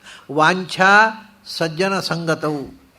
ಆಮೇಲೆ ಪರಗುಣೇ ಪ್ರೀತಿ, ಇನ್ನೊಬ್ಬರಲ್ಲಿ ಇರತಕ್ಕಂಥ ಒಳ್ಳೆಯತನವನ್ನು ನೋಡಿ ಅದನ್ನು ಪ್ರೀತಿಸಬೇಕು. ಅಯ್ಯೋ ಅವರಲ್ಲಿ ಒಳ್ಳೆಯತನ ಉಂಟಲ್ಲ ಅಂತ ಸಂಕಟ ಪಡಬಾರ್ದು. ಇನ್ನೊಬ್ಬರಲ್ಲಿರುವ ಒಳ್ಳೆಯತನವನ್ನು ನೋಡಿ ಪ್ರೀತಿಸು, ಒಳ್ಳೆಯವರ ಸಹವಾಸವನ್ನು ಬಯಸು. ಗುರವು ನಮ್ರತ, ದೊಡ್ಡವರಲ್ಲಿ ತಲೆಬಾಗಿ ಬದುಕಲಿಕ್ಕೆ ಕಲಿ. ದೊಡ್ಡವರಿಗೆ ಗೌರವ ತೋರಿಸು. ಗುರುಗಳು ಮುಖ್ಯತಃ ದೊಡ್ಡವರಲ್ಲಿಯೂ ಹಿರಿಯರು ನಿನಗೆ ಜ್ಞಾನ ಕೊಟ್ಟವರು, ಅವರ ಮುಂದೆ ತಲೆಬಾಗಿ ಬದುಕಲಿಕ್ಕೆ ಕಲಿ. ಆಮೇಲೆ ಹೇಳ್ತಾನೆ ಅಷ್ಟೇ ಅಲ್ಲ, ವಿದ್ಯಾಯಾಮ್ ವ್ಯಸನಂ, ವಿದ್ಯಾಯಾಮ್ ವ್ಯಸನಂ. ನಿನ್ನ ಚಟ, ವ್ಯಸನ ಅಂತಂದರೆ ನಾವು ಹ್ಯಾಬಿಟ್ ಅಂತ ಹೇಳ್ತೇವಲ್ವ, ಅದು ವ್ಯಸನ ಅಂತಂದರೆ ತುಳುವಿನಲ್ಲಿ, ನಮ್ಮ ಕನ್ನಡದಲ್ಲಿ ವ್ಯಸನ ಅಂದರೆ ಬೇರೆ, ಸಂಸ್ಥೆಯಲ್ಲಿ ವ್ಯಸನ ಅಂದರೆ ಹ್ಯಾಬಿಟ್ಟು. ಅದು ನಿನ್ನ ಹ್ಯಾಬಿಟ್ ಏನು? ವಿದ್ಯಾಯಾಮ್ ವ್ಯಸನಂ, ನಿನ್ನ ಎಲ್ಲ ಹ್ಯಾಬಿಟ್ಗಳು ಅಂದರೆ ಅಭ್ಯಾಸ. ನನಗೇನು ಇಷ್ಟ, ನನಗೆ ಓದುವುದಲ್ಲಿ ಇಷ್ಟ, ಅದು ವಿದ್ಯೆಯಲ್ಲಿಯೇ ನಿನ್ನ ಹ್ಯಾಬಿಟ್ ಇರು, ಇನ್ಯಾವುದೂ ಹ್ಯಾಬಿಟ್ ಇರಬಾರ್ದಪ್ಪ. ವಿದ್ಯಾಯಾಮ್ ವ್ಯಸನಂ ಇದು ಅಂದರೆ ಸಜ್ಜನರು ಹಾಗೆ ಮಹಾತ್ಮರು ಇವರೆಲ್ಲ. ವಿದ್ಯಾಯಾಮ್ ವ್ಯಸನಂ ಸ್ವಯೋಷಿತಿ ರತಿ, ಅವನಿಗೆ ಪ್ರೀತಿ ಇರಬೇಕು. ಎಲ್ಲಿ ಅಂದರೆ ತನ್ನ ಹೆಂಡತಿಯಲ್ಲಿ ಮಾತ್ರ. ಆ ಪ್ರೀತಿ ಬೇರೆ ಕಡೆ ಹೋಗಬಾರ್ದು. ಸ್ವಯೋಷಿತಿ ರತಿ. ಆಮೇಲೆ ಲೋಕಾಪವಾದಾತ್ ಭಯಂ, ಹೆದರಿಕೆ ಇರಬೇಕು. ಯಾವುದರಿಂದ? ಜನರು ಏನಾದರೂ ಅಂದಾರು ನಾನು ಮಾಡಬಾರ್ದು. ಕೆಟ್ಟ ಕೆಲಸ ಮಾಡಿದರೆ ಜನ ನನ್ನನ್ನು ಬೆರಳು ತೋರಿಸ ನೋಡು ಅವನೇ ಅಂತ. ತಪ್ಪು ಮಾಡಿದವರು ಜನರ ಬೆರಳು ತೋರಿಸುವಂಥ ರೀತಿ ನಾನು ಬದುಕಬಾರದು ಅಂತ ಲೋಕದ ಅಪವಾದಕ್ಕೆ ಹೆದರಿಕೆ ಇರಬೇಕು. ಲೋಕಾಪವಾದಾತ್ ಭಯಂ. ಆಮೇಲೆ ಭಕ್ತಿ ಶೂಲಿನಿ, ಶಕ್ತಿ ಆತ್ಮದಮನೆ, ಸಂಸರ್ಗ ಮುಕ್ತಿ ಖಲೈ. ಭಕ್ತಿ ಶೂಲಿನಿ, ಶೂಲಿ ಅಂದರೆ ಶಿವ, ಶಿವನಲ್ಲಿ ಭಕ್ತಿ ಇರಬೇಕು ಅಂತ. ಇದು ಅವನು ಭರ್ತೃಹರಿ ಹೇಳಿದ ಮಾತು. ಅವನು ಶೈವ ಇದ್ದ. ಅಂತೂ ದೇವರಲ್ಲಿ ಭಕ್ತಿ ಇರಬೇಕು ಅನ್ನೋದು ಮುಖ್ಯ ಮಾತಲ್ಲಿ. ನೀವು ಶೈವರಾದ ಶಿವನಲ್ಲಿ ಭಕ್ತಿ ಮಾಡ್ತೀರಿ, ವೈಷ್ಣವರಾದ ವಿಷ್ಣುವಲ್ಲಿ ಭಕ್ತಿ ಮಾಡ್ತೀರಿ, ಅದು ಬೇರೆ ಮಾತು. ಯಾಕೆಂದರೆ ತಮಾಷೆ ಏನು ಅಂದರೆ ಎರಡು ದೇವರಿಲ್ಲ, ದೇವರಿರೋದು ಒಬ್ಬನೇ ಅಲ್ವಾ. ಶೈವರಿಗೊಂದು ದೇವರು, ವೈಷ್ಣವರಿಗೊಂದು ದೇವರು ಉಂಟಾ? ಇಲ್ಲ. ಕ್ರೈಸ್ತರಿಗೊಂದು ದೇವರು, ಮುಸಲ್ಮಾನರಿಗೊಂದು ದೇವರು ಅಂತ ಉಂಟಾ? ಇಲ್ಲ. ಕ್ರಿಯೇಟರ್ ಆಫ್ ಯೂನಿವರ್ಸ್, ಜಗತ್ತನ್ನು ಸೃಷ್ಟಿ ಮಾಡಿದವರು ಇಬ್ಬರು ಇರಲಿಕ್ಕೆ ಸಾಧ್ಯ ಇಲ್ಲ. ಅದಕ್ಕೆ ಒಬ್ಬೊಬ್ಬರು ಒಂದೊಂದು ಹೆಸರು ಹೇಳ್ತಾರೆ. ಅವರು ಅಲ್ಲಾಹು ಅಂತಾರೆ, ಇವರು ಗಾಡ್ ಅಂತಾರೆ, ಇವರು ಶಿವ ಅಂತಾರೆ, ಇವರು ವಿಷ್ಣು ಅಂತಾರೆ. ಎಲ್ಲ ಒಂದೇ ವಸ್ತುವನ್ನೇ ಹೇಳಿದೊರ್ತು ದೇವರು ಒಂದೊಂದು ಮತಕ್ಕೆ ಒಬ್ಬೊಬ್ಬ ಇಲ್ಲ. ಅದರಿಂದ ನೀವು ನಂಬಿದ ದೇವರಿಗೆ ನೀವು ಏನು ಹೆಸರು ಬೇಕಾದ್ರೆ ಹೇಳಿ, ಅದು ದೇವರೊಬ್ಬನೇ. ನಾವು ಶಿವನೇ ಸರ್ವತ, ಶಿವ ಅಂದರೂ ಅದೇ ದೇವರಾಗ, ಬೇರೊಬ್ಬ ದೇವರಾಗಲಿ ಸಾಧ್ಯ ಇಲ್ಲ. ಅದೇ ಯಾಕೆಂದರೆ ಸೃಷ್ಟಿ ಮಾಡುವಂಥ ಜಗತ್ತಿನ ಮೂಲಶಕ್ತಿ ಎಲ್ಲ ಧರ್ಮಕ್ಕೆ ಒಂದೇ ಇರುವುದು. ಅದಕ್ಕೆ ಅವರವರು ಒಂದೊಂದು ಅವರವ್ರಿಗೆ ಇಷ್ಟವಾದ ಹೆಸರು ಕಟ್ಟಿಕೊಂಡ್ರು, ಅವರಿಗೆ ಇಷ್ಟವಾದ ರೂಪ ಹಾಕಿದ್ರು, ಅದು ಬೇರೆ. ನಾವು ದೇವರಿಗೆ ಆಕಾರ ಕೊಡ್ತೇವೆ, ನಾವು ದೇವರಿಗೆ ರೂಪ ಕೊಡ್ತೇವೆ, ನಾವು ದೇವರಿಗೆ ಒಂದು ಹೆಸರು ಕೊಡ್ತೇವೆ. ಅದು ನಮ್ಮ ಲಿಮಿಟೇಷನ್. ನಮಗೆ ಆ ಹೆಸರಿನಿಂದ ಹೇಳಿದರೆ ಮಾತ್ರ ನಮ್ಮ ದೇವರೊಂದು ಗುರುತಾಗೋದು. ಬೇರೆ ಶಬ್ದ ಹೇಳಿದರೆ ಅದು ನಮ್ಮ ದೇವರಲ್ಲ. ಅಲ್ಲ, ಮತ್ತು ಎಷ್ಟು ಜನರಿಗೆ ಒಬ್ಬೊಬ್ಬರಿಗೆ ಇಂಡಿವಿಜುವಲ್ ದೇವರು ಅಂತ ಇದ್ದಾರೋ ಇವತ್ತು. ಅದರಿಂದ ಶಾಸ್ತ್ರ ಏನು ಹೇಳ್ತದೆ, ನೀವು ಅಲ್ಲಾಹು ಅಂದರೂ ನಿಮ್ಮ ದೇವರೇ, ಗಾಡ್ ಅಂದರೂ ನಿಮ್ಮ ದೇವರೇ, ಶಿವ ಅಂದರೂ ನಿಮ್ಮ ದೇವರೇ, ವಿಷ್ಣು ಅಂದರೂ ನಿಮ್ಮ ದೇವರೇ. ಯಾಕಂದರೆ ಅದೆಲ್ಲ ಒಬ್ಬನೇ ದೇವರ ಹೆಸರು. ನಮಾನಿ ಸರ್ವಾಣಿ ಯಮಾವಿಶಂತಿ ತಂಬೈ ವಿಷ್ಣು ಪರಮಮುದಾಹರಂತಿ. ಎಲ್ಲ ಹೆಸರುಗಳು ಯಾರಲ್ಲಿ ಅನ್ವಯವಾಗ್ತಾವೋ ಅವನು ದೇವರು. ಅದರಿಂದ ಹೆಸರಿನ ಇದೀಗ ಇಲ್ಲೋ ಜಗಳ ಏನು? ನನ್ನ ದೇವರಿನ ಹೆಸರು ಶಿವ, ನಿಮ್ಮ ದೇವರ ಹೆಸರು ವಿಷ್ಣು. ಅಲ್ಲ, ಹೆಸರು ಬೇರೆ ಅಷ್ಟೇ. ಒಂದೇ ವಸ್ತುವಿಗೆ ನಾವು ಬೇರೆ ಬೇರೆ ಹೆಸರು ಇಟ್ಟುಕೊಂಡು ಜಗಳ ಆಡ್ತೇವೆ ಅಷ್ಟೇ. ಆದ್ದರಿಂದ ಭಕ್ತಿ ಶೂಲಿನಿ, ಒಟ್ಟಿಗೆ ದೇವರಲ್ಲಿ ಭಕ್ತಿ ಇರಬೇಕು. ಇದು ಸಜ್ಜನರ ಲಕ್ಷಣ. ನಾನು ದೇವರನ್ನು ನಂಬೋಲ್ಲ ಅಂದರೆ ಅವನು ಸಜ್ಜನ ಅಂತ ಭರ್ತೃಹರಿ ಒಪ್ಪಲ್ಲ. ಯಾಕೆಂದರೆ ಒಂದು ತಮಾಷೆ ಇದೆ, ಕ್ರೈಸ್ತರಲ್ಲಿ ಒಂದು ಕ್ರಾಸ್ ಉಂಟಲ್ಲ, ಆ ಕ್ರಾಸಿಗೆ ಅವರೊಂದು ಫಿಲಸಾಫಿಕಲ್ ಮೀನಿಂಗ್ ಇದೆ. ಭಾಳ ಜನ ಕ್ರೈಸ್ತರಿಗೂ ಗೊತ್ತಿಲ್ಲ ಇದು. ಯಾಕೆಂದರೆ ಈ ಅಡ್ಡಗೆರೆ ಉಂಟಲ್ಲ, ಹೊರಿಜಾಂಟಲ್ ಲೈನು, ಅದು ರಿಲೇಷನ್ಶಿಪ್ ವಿತ್ ದ ಸೊಸೈಟಿ, ಪ್ರಪಂಚದಲ್ಲಿ ಇರತಕ್ಕಂಥ ಜನರ ಜೊತೆಗೆ ನಾವು ಪ್ರೀತಿಯಿಂದ ಬದುಕಬೇಕು ಅನ್ನುವಂಥ ಸಂಕೇತ ಅದು. ನಮ್ಮ ಅಕ್ಕಪಕ್ಕದವರನ್ನು ಪ್ರೀತಿಸಿ ಬದುಕೋದು. ಈ ವರ್ಟಿಕಲ್ ಲೈನ್ ಉಂಟಲ್ವ, ಅದರ relationship with god, my relationship with god. So ಅದು ಎರಡು ಒಟ್ಟಿಗಿದ್ದರೆ ಮಾತ್ರ ಕ್ರಾಸ್ ಆಗೋದದು. ಅಂದರೆ ನಾವು ಅಕ್ಕಪಕ್ಕದವರ ಜೊತೆಗೆ ಒಳ್ಳೆಯದಾಗಿದ್ದರೆ ಸಾಲದು, ದೇವರ ಜೊತೆಗೆ ಒಳ್ಳೆಯ ಸಂಪರ್ಕ ಇಟ್ಟುಕೊಳ್ಳಬೇಕು, ಅದೇ ಕ್ರಾಸ್. ಸೊ ನಮ್ಮಲ್ಲಿ ಸ್ವಸ್ತಿಕ ಇದೆ, ಎಲ್ಲ ಅದನ್ನೇ ಹೇಳುವಂಥದ್ದು. ಅದರಿಂದ ಬರೀ ಅಕ್ಕಪಕ್ಕದವರ ಜೊತೆಗೆ ನಾವು ಪ್ರೀತಿಯಿಂದ ಬದುಕಿದ್ರೆ ಸಾಲದು. ಎಲ್ಲ ರಿಲಿಜನ್ ಹೇಳುತ್ತೆ ಮೈಚ, ಗೀತೆಯಲ್ಲಿ ಕೃಷ್ಣ ಹೇಳಿದ ಮೈಚ ಅನನ್ಯ ಯೋಗೇನ ಭಕ್ತಿ ಅವ್ಯಭಿಚಾರಿಣಿ. ನೀನು ಎಲ್ಲ ಕ್ವಾಲಿಟಿ, ಸಜ್ಜನಿಕೆಯ ಕ್ವಾಲಿಟಿಗಳು ಇಟ್ಟುಕೊಂಡ್ರೂ ನೀನು ದೇವರನ್ನು ನಂಬದೇ ಇದ್ದರೆ ಅದು ಪರ್ಫೆಕ್ಟ್ ಆಗುವುದಿಲ್ಲ. ಯಾಕೆಂದರೆ ಒಂದು ದೃಷ್ಟಿಯಿಂದ ಆತ್ಮವಂಚನೆ. ನಮಗೆ ಗೊತ್ತಿದೆ, ನಾವು ಎಣಿಸಿದ ಹಾಗೆ ಆಗೋಲ್ಲ ಅಂತ ಗೊತ್ತಿದೆ. ನಾವು ಕೈ ಕೊಂಡದ್ದು. ಹಾಗಾದರೆ ಯಾರು ಎಣಿಸಿದ ಹಾಗೆ ಆಗೋದು? ನಾವು ಏನೋ ಒಂದು ಸಂಕಲ್ಪ ಮಾಡ್ತೇವೆ, ಕೈ ಸುಟ್ಟುಕೊಳ್ತೇವೆ. ಅಂದರೆ ನಾವು ಸ್ವತಂತ್ರರಲ್ಲ, ನಮಗಿಂತ ಮೇಲೆ ಯಾವುದೋ ಒಂದು ಏಜೆನ್ಸಿ ಇದೆ ಅಂತ ಗೊತ್ತು ನಮಗೆ. ಒಂದು ಯಾವುದೋ ಒಂದು ಶಕ್ತಿ ಕೆಲಸ ಮಾಡ್ತಾ ಇದೆ, ನಮ್ಮಿಂದ ನಾವೇ ನೇರ ಮಾಡುವುದಲ್ಲ ಅಂತ. ಅದನ್ನು ಒಪ್ಪುವುದಿಲ್ಲ ಅಂದರೆ ದ್ರೋಹ ಮಾಡಿದ ಹಾಗಲ್ವ ಅಂಥೇಳಿ ಪ್ರಾಚೀನರು ಯಾರೂ ನಾಸ್ತಿಕ್ಯವನ್ನು ಒಪ್ಪುವುದೇ ಇಲ್ಲ. ಅದರಿಂದ ಶಕ್ತಿ ಭಕ್ತಿ ಶೂಲಿನಿ, ಆಮೇಲೆ ಶಕ್ತಿ ಆತ್ಮದವನೇ. ನನ್ನನ್ನು ನಾನು ಕಂಟ್ರೋಲ್ ಮಾಡುವ ಶಕ್ತಿ ನನಗಿರಬೇಕು. ಸಾಮಾನ್ಯವಾಗಿ ನಮ್ಗೆ ತೊಂದರೆ ಆಗೋದೇನು ಅಂದರೆ ನಮಗೆ ಯಾವುದರ ಮೇಲೂ ಕಂಟ್ರೋಲ್ ಇಲ್ಲ. ಡಾಕ್ಟ್ರು ಹೇಳ್ತಾರೆ ಸ್ವೀಟ್ ತಿನ್ನಬಾರ್ದು ಅಂತ, ಇವನು ಸ್ವೀಟ್ ತಿಂದು ಸಾಯ್ತಾನೆ. ಯಾಕೆಂದರೆ ಚಪಲ, ನಾಲ್ಗೇನು ಕಂಟ್ರೋಲ್ ಮಾಡಲಿಕ್ಕಾಗೋಲ್ಲ, ಸ್ವೀಟ್ ತಿಂತಾನೆ. ಇನ್ನೇನು ಆಹಾರ ತಿನ್ನಬಾರ್ದು ಅಂತಾರೆ, ಅದನ್ನೇ ತಿಂತಾನೆ. ನಮ್ಮ ಊರಲ್ಲಿ ಒಬ್ಬರಿದ್ದರು, ಅವ್ರಿಗೆ ಕ್ಯಾನ್ಸರ್ ಆಯಿತು. ಕ್ಯಾನ್ಸರ್ ಆದಾಗ ಅವ್ರ ಹಳ್ಳಿಯಲ್ಲೊಬ್ಬರು ಕ್ಯಾನ್ಸರ್ಗೆ ಮದ್ದು ಕೊಡೋರಿದ್ದರು. ಅವರು 4th ಸ್ಟೇಜ್ ಮಲಿಗ್ರೆನ್ಸಿಗೆ ಮದ್ದು ಕೊಟ್ಟು ಗುಣ ಮಾಡ್ತಿದ್ರು. ಅವ್ರಿಗೇನು ಓದಲಿಕ್ಕೆ ಬರ್ತಿರಲಿಲ್ಲ, ಅಕ್ಷರಾಭ್ಯಾಸ ಇಲ್ಲ. ಬಟ್ ಕ್ಯಾನ್ಸರ್ಗೆ ಇಮಿಡಿಯೇಟ್ ಮದ್ದು ಕೊಡ್ತಿದ್ರು. ಮಣಿಪಾಲ್ನಲ್ಲಿ ಅದು ಇನ್ನೂ ಟ್ರೀಟ್ಮೆಂಟ್ ಮಾಡಲಿಕ್ಕೆ ಆಗೋದಿಲ್ಲ, 4th ಸ್ಟೇಜು ಇನ್ನೇನು ಮಾಡಲಿಕ್ಕೆ ಆಗೋದಿಲ್ಲ, even operation is not possible ಅಂತ ಹೇಳಿ ಅಲ್ಲಿ ಕಳಿಸ್ತಿದ್ರು. ಆ ಹಳ್ಳಿಯ ಮನುಷ್ಯನ ಹತ್ರ ಅವನು ಗುಣ ಮಾಡ್ತಿದ್ದ. ಅವನು ಕೊಡ್ತಿದ್ದ ಮದ್ದು ಏನು ಗೊತ್ತಾ? ನೀವು ಎಕ್ಸ್ಪೆರಿಮೆಂಟ್ ಮಾಡಿ ನೋಡಬಹುದು. ಈ ಮರಕ್ಕೆ ಒಂದು ಎಕ್ಸ್ಟ್ರಾ ಗ್ರೋತ್, ಒಂದು ಬಂದಣಿಗೆ ಅಂತ ಹಿಡಿಯುತ್ತಲ್ವ, ಅದೇನೋ ಒಂದು ಬರುತ್ತೆ, ಅದು ಅಲ್ಲಿ ಗಡ್ಡೆ ಬೆಳೀತೆ. ಗಡ್ಡೆ ಬೆಳೆದು ಇಡೀ ಮರಕ್ಕೆ ನೀವು ಏನು ಹಾಕಿದರೆ ಅದು ಹೀರುತ್ತೆ, ಮರ ಸಾಯಿಸುತ್ತೆ. ಅದು ಮರದ ಕ್ಯಾನ್ಸರು. ಆ ಗಡ್ಡೆ ಬಳ್ಳಿಯನ್ನು ತಂದು ನೀವು ಅದರಿಂದ ಕಷಾಯ ಮಾಡಿ, ಅಂದರೆ ಮರದ ಕ್ಯಾನ್ಸರ್ನ ಗಡ್ಡೆಯೇ ಮನುಷ್ಯನ ಕ್ಯಾನ್ಸರಿಗೆ ಮದ್ದು. ಅವನು ಅದನ್ನೇ ಮಾಡ್ತಾಯಿದ್ದು, ಎಷ್ಟೋ ಜನ ಗುಣ ಮಾಡಿದ್ದಾನೆ. ಈಗ ಇವತ್ತಿಗೂ ನಮ್ಮ ಡಾಕ್ಟ್ರುಗಳಿಗೆ ಈ ವಿಷಯ ಗೊತ್ತಿಲ್ಲ. ಸಿಂಪಲ್ ಇದು, ಕ್ಯಾನ್ಸರಿಗೆ ಆ ಗಡ್ಡೆ ಕೊಟ್ಟರೆ ಗುಣ ಆಗುತ್ತೆ ಅನ್ನೋದನ್ನು ಅವನು ಅನುವಂಶಿಕ ನಂಬಿಕೊಂಡು ತುಂಬ ಜನರನ್ನು ನಾನು ಕಳಿಸಿದ್ದೆ ಅವನ ಹತ್ರ, ಎಲ್ಲರಿಗೂ ಗುಣ ಮಾಡಿದ್ದ. ಈಗ ಇದು ಮೆಡಿಕಲ್ ಸೈನ್ಸು ಒಪ್ಪೋದಿಲ್ಲ ಇದನ್ನು. ಅವರ ಪ್ರಕಾರ ಅದಕ್ಕೆ ಏನು ಕಾರ್ಯಕಾರಣ ಭಾವ ಇಲ್ಲ. ಬಟ್ ಆದದ್ದು ನಿಜ, ಇದು ತುಂಬ ಜನರನ್ನು ಗುಣ ಮಾಡಿದ್ದಾನೆ. ಮತ್ತು ಇನ್ನು ವಿಶೇಷ ಏನಂದರೆ ಅವನಿಗೆ ಆಸ್ಪತ್ರೆಯಲ್ಲಿ ಟ್ರೀಟ್ಮೆಂಟ್ ಮಾಡಿ ಆಪರೇಷನ್ ಮಾಡಿದರೆ ಅವನು ಕನಿಷ್ಠ ಒಂದು 2 ಲಕ್ಷವೋ 4 ಲಕ್ಷವೋ ಬೋಳಿಸ್ತಾರೆ ಅವನಿಗೆ. ಆಮೇಲೆ ಇಲ್ಲಿಗೆ ಹೋದರೆ ನಾನು ಒಬ್ಬನ ಕಳಿಸ್ಕೊಂಡದ್ದು. ಅವರಿಗೆ ಏನಾಗಿದೆ ಅಂದರೆ ಆಪರೇಷನ್ ಥಿಯೇಟ್ರಿಗೆ ಕರ್ಕೊಂಡು ಹೋಗಿ ಓಪನ್ ಮಾಡಿ ಹಾಗೆ ಹೊಲಿದು ವಾಪಸ್ ಕಳಿಸಿದ್ದಾರೆ. ಎಲ್ಲ ಸ್ಪ್ರೆಡ್ ಆಗಿಬಿಟ್ಟಿದೆ, ನಥಿಂಗ್ ಕ್ಯಾನ್ ಬಿ ಡನ್ ಅಂತ.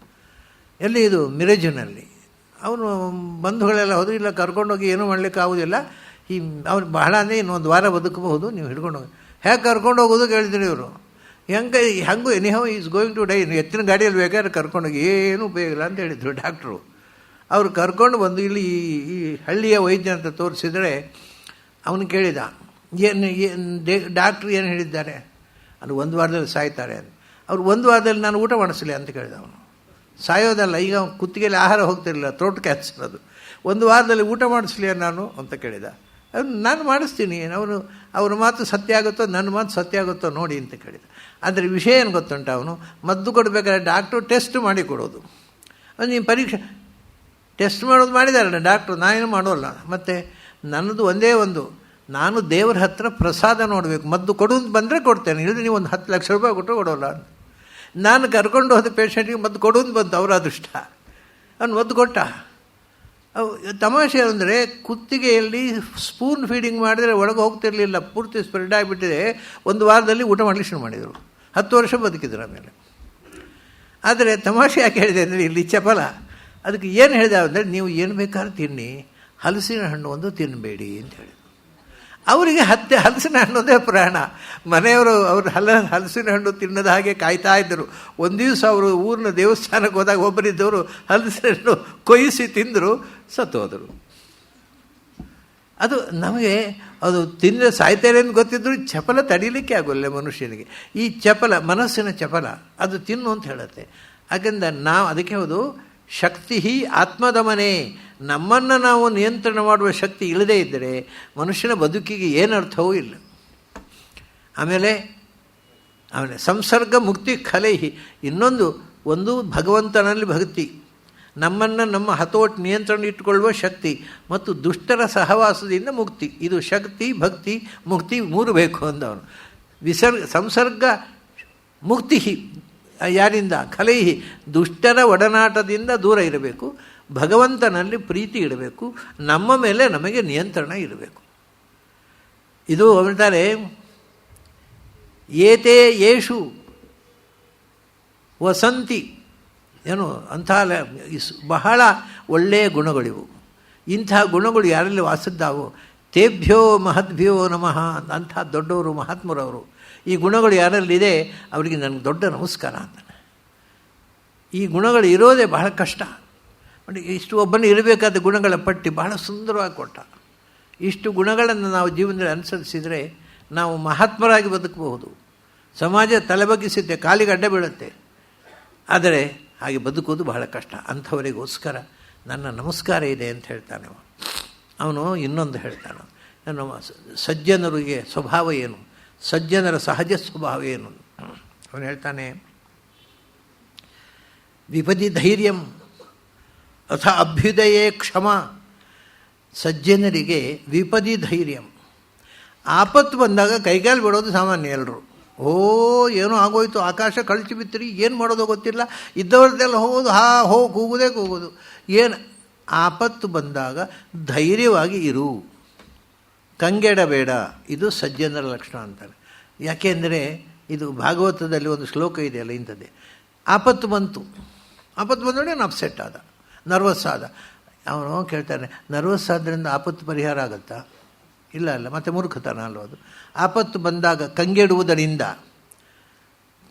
ಆಪತ್ತು ಪರಿಹಾರ ಆಗೋದಾದ್ರೆ ಎಷ್ಟು ಬೇಕಾದ್ರೆ ಕಂಗೆಡು, ಪರಿಹಾರ ಆಗೋಲ್ಲ. ಮತ್ತು ಆಪತ್ತು ಅನ್ನೋದು ಮತ್ತೊಂದು ಪ್ರಾಬ್ಲಮ್. ಇದು ಈ ಒಂದು ಪ್ರಾಬ್ಲಮ್ ಇದೆ, ಆಪತ್ತು ಒಂದು ಪ್ರಾಬ್ಲಮ್ ಇತ್ತು, ಇವನು ತಲೆ ಬಿಸಿ ಆದ ಮತ್ತೊಂದು problem. So problem is doubled, not solved. ಅದರಿಂದ ಜೀವನದಲ್ಲಿ ಕಷ್ಟ ಬಂದಾಗ ಧೈರ್ಯವಾಗಿ ನಿಲ್ಲು, ತನ್ನಷ್ಟಕ್ಕೆ ಕರಗಿ ಹೋಗುತ್ತೆ, ಅದೇನು ಶಾಶ್ವತವಾಗಿರೋಲ್ಲ. ಆದರೆ ಆಪತ್ತು ಬಂಧುಗಳೇ ಕೈಗಾಲು ಬಿಟ್ಟು ಎಲ್ಲರನ್ನೂ ಕೈಗಾಲು ಬಿಟ್ಟು, ತಾನು ಕೈಗಾಲು ಬಿಟ್ಟ, ಎಲ್ಲ ಮನೆಯವರು ಎಲ್ಲ ಕಂಗಾಲು ಮಾಡಿಬಿಟ್ಟ. ಅದೊಂದು ಮಾಡಬೇಡ, ಧೈರ್ಯವಾಗಿರು, ಇನ್ನೊಬ್ಬರಿಗೂ ಧೈರ್ಯ ತುಂಬು, ನೀನು ಧೈರ್ಯವಾಗಿರು. ವಿಪದಿ ಧೈರ್ಯಂ. ಎರಡನೇದ್ದು ಅಥ ಅಭ್ಯುದಯೇ ಕ್ಷಮ. ಅಭ್ಯುದಯ, ದೇವರು ಕೈ ಹಿಡಿದರು, ಬೇಕಾದಷ್ಟು ಸಂಪತ್ತು ಬಂತು, ಅವನು ಊರೇ ಕಾಣಲಿಲ್ಲ. ಅವಾಗ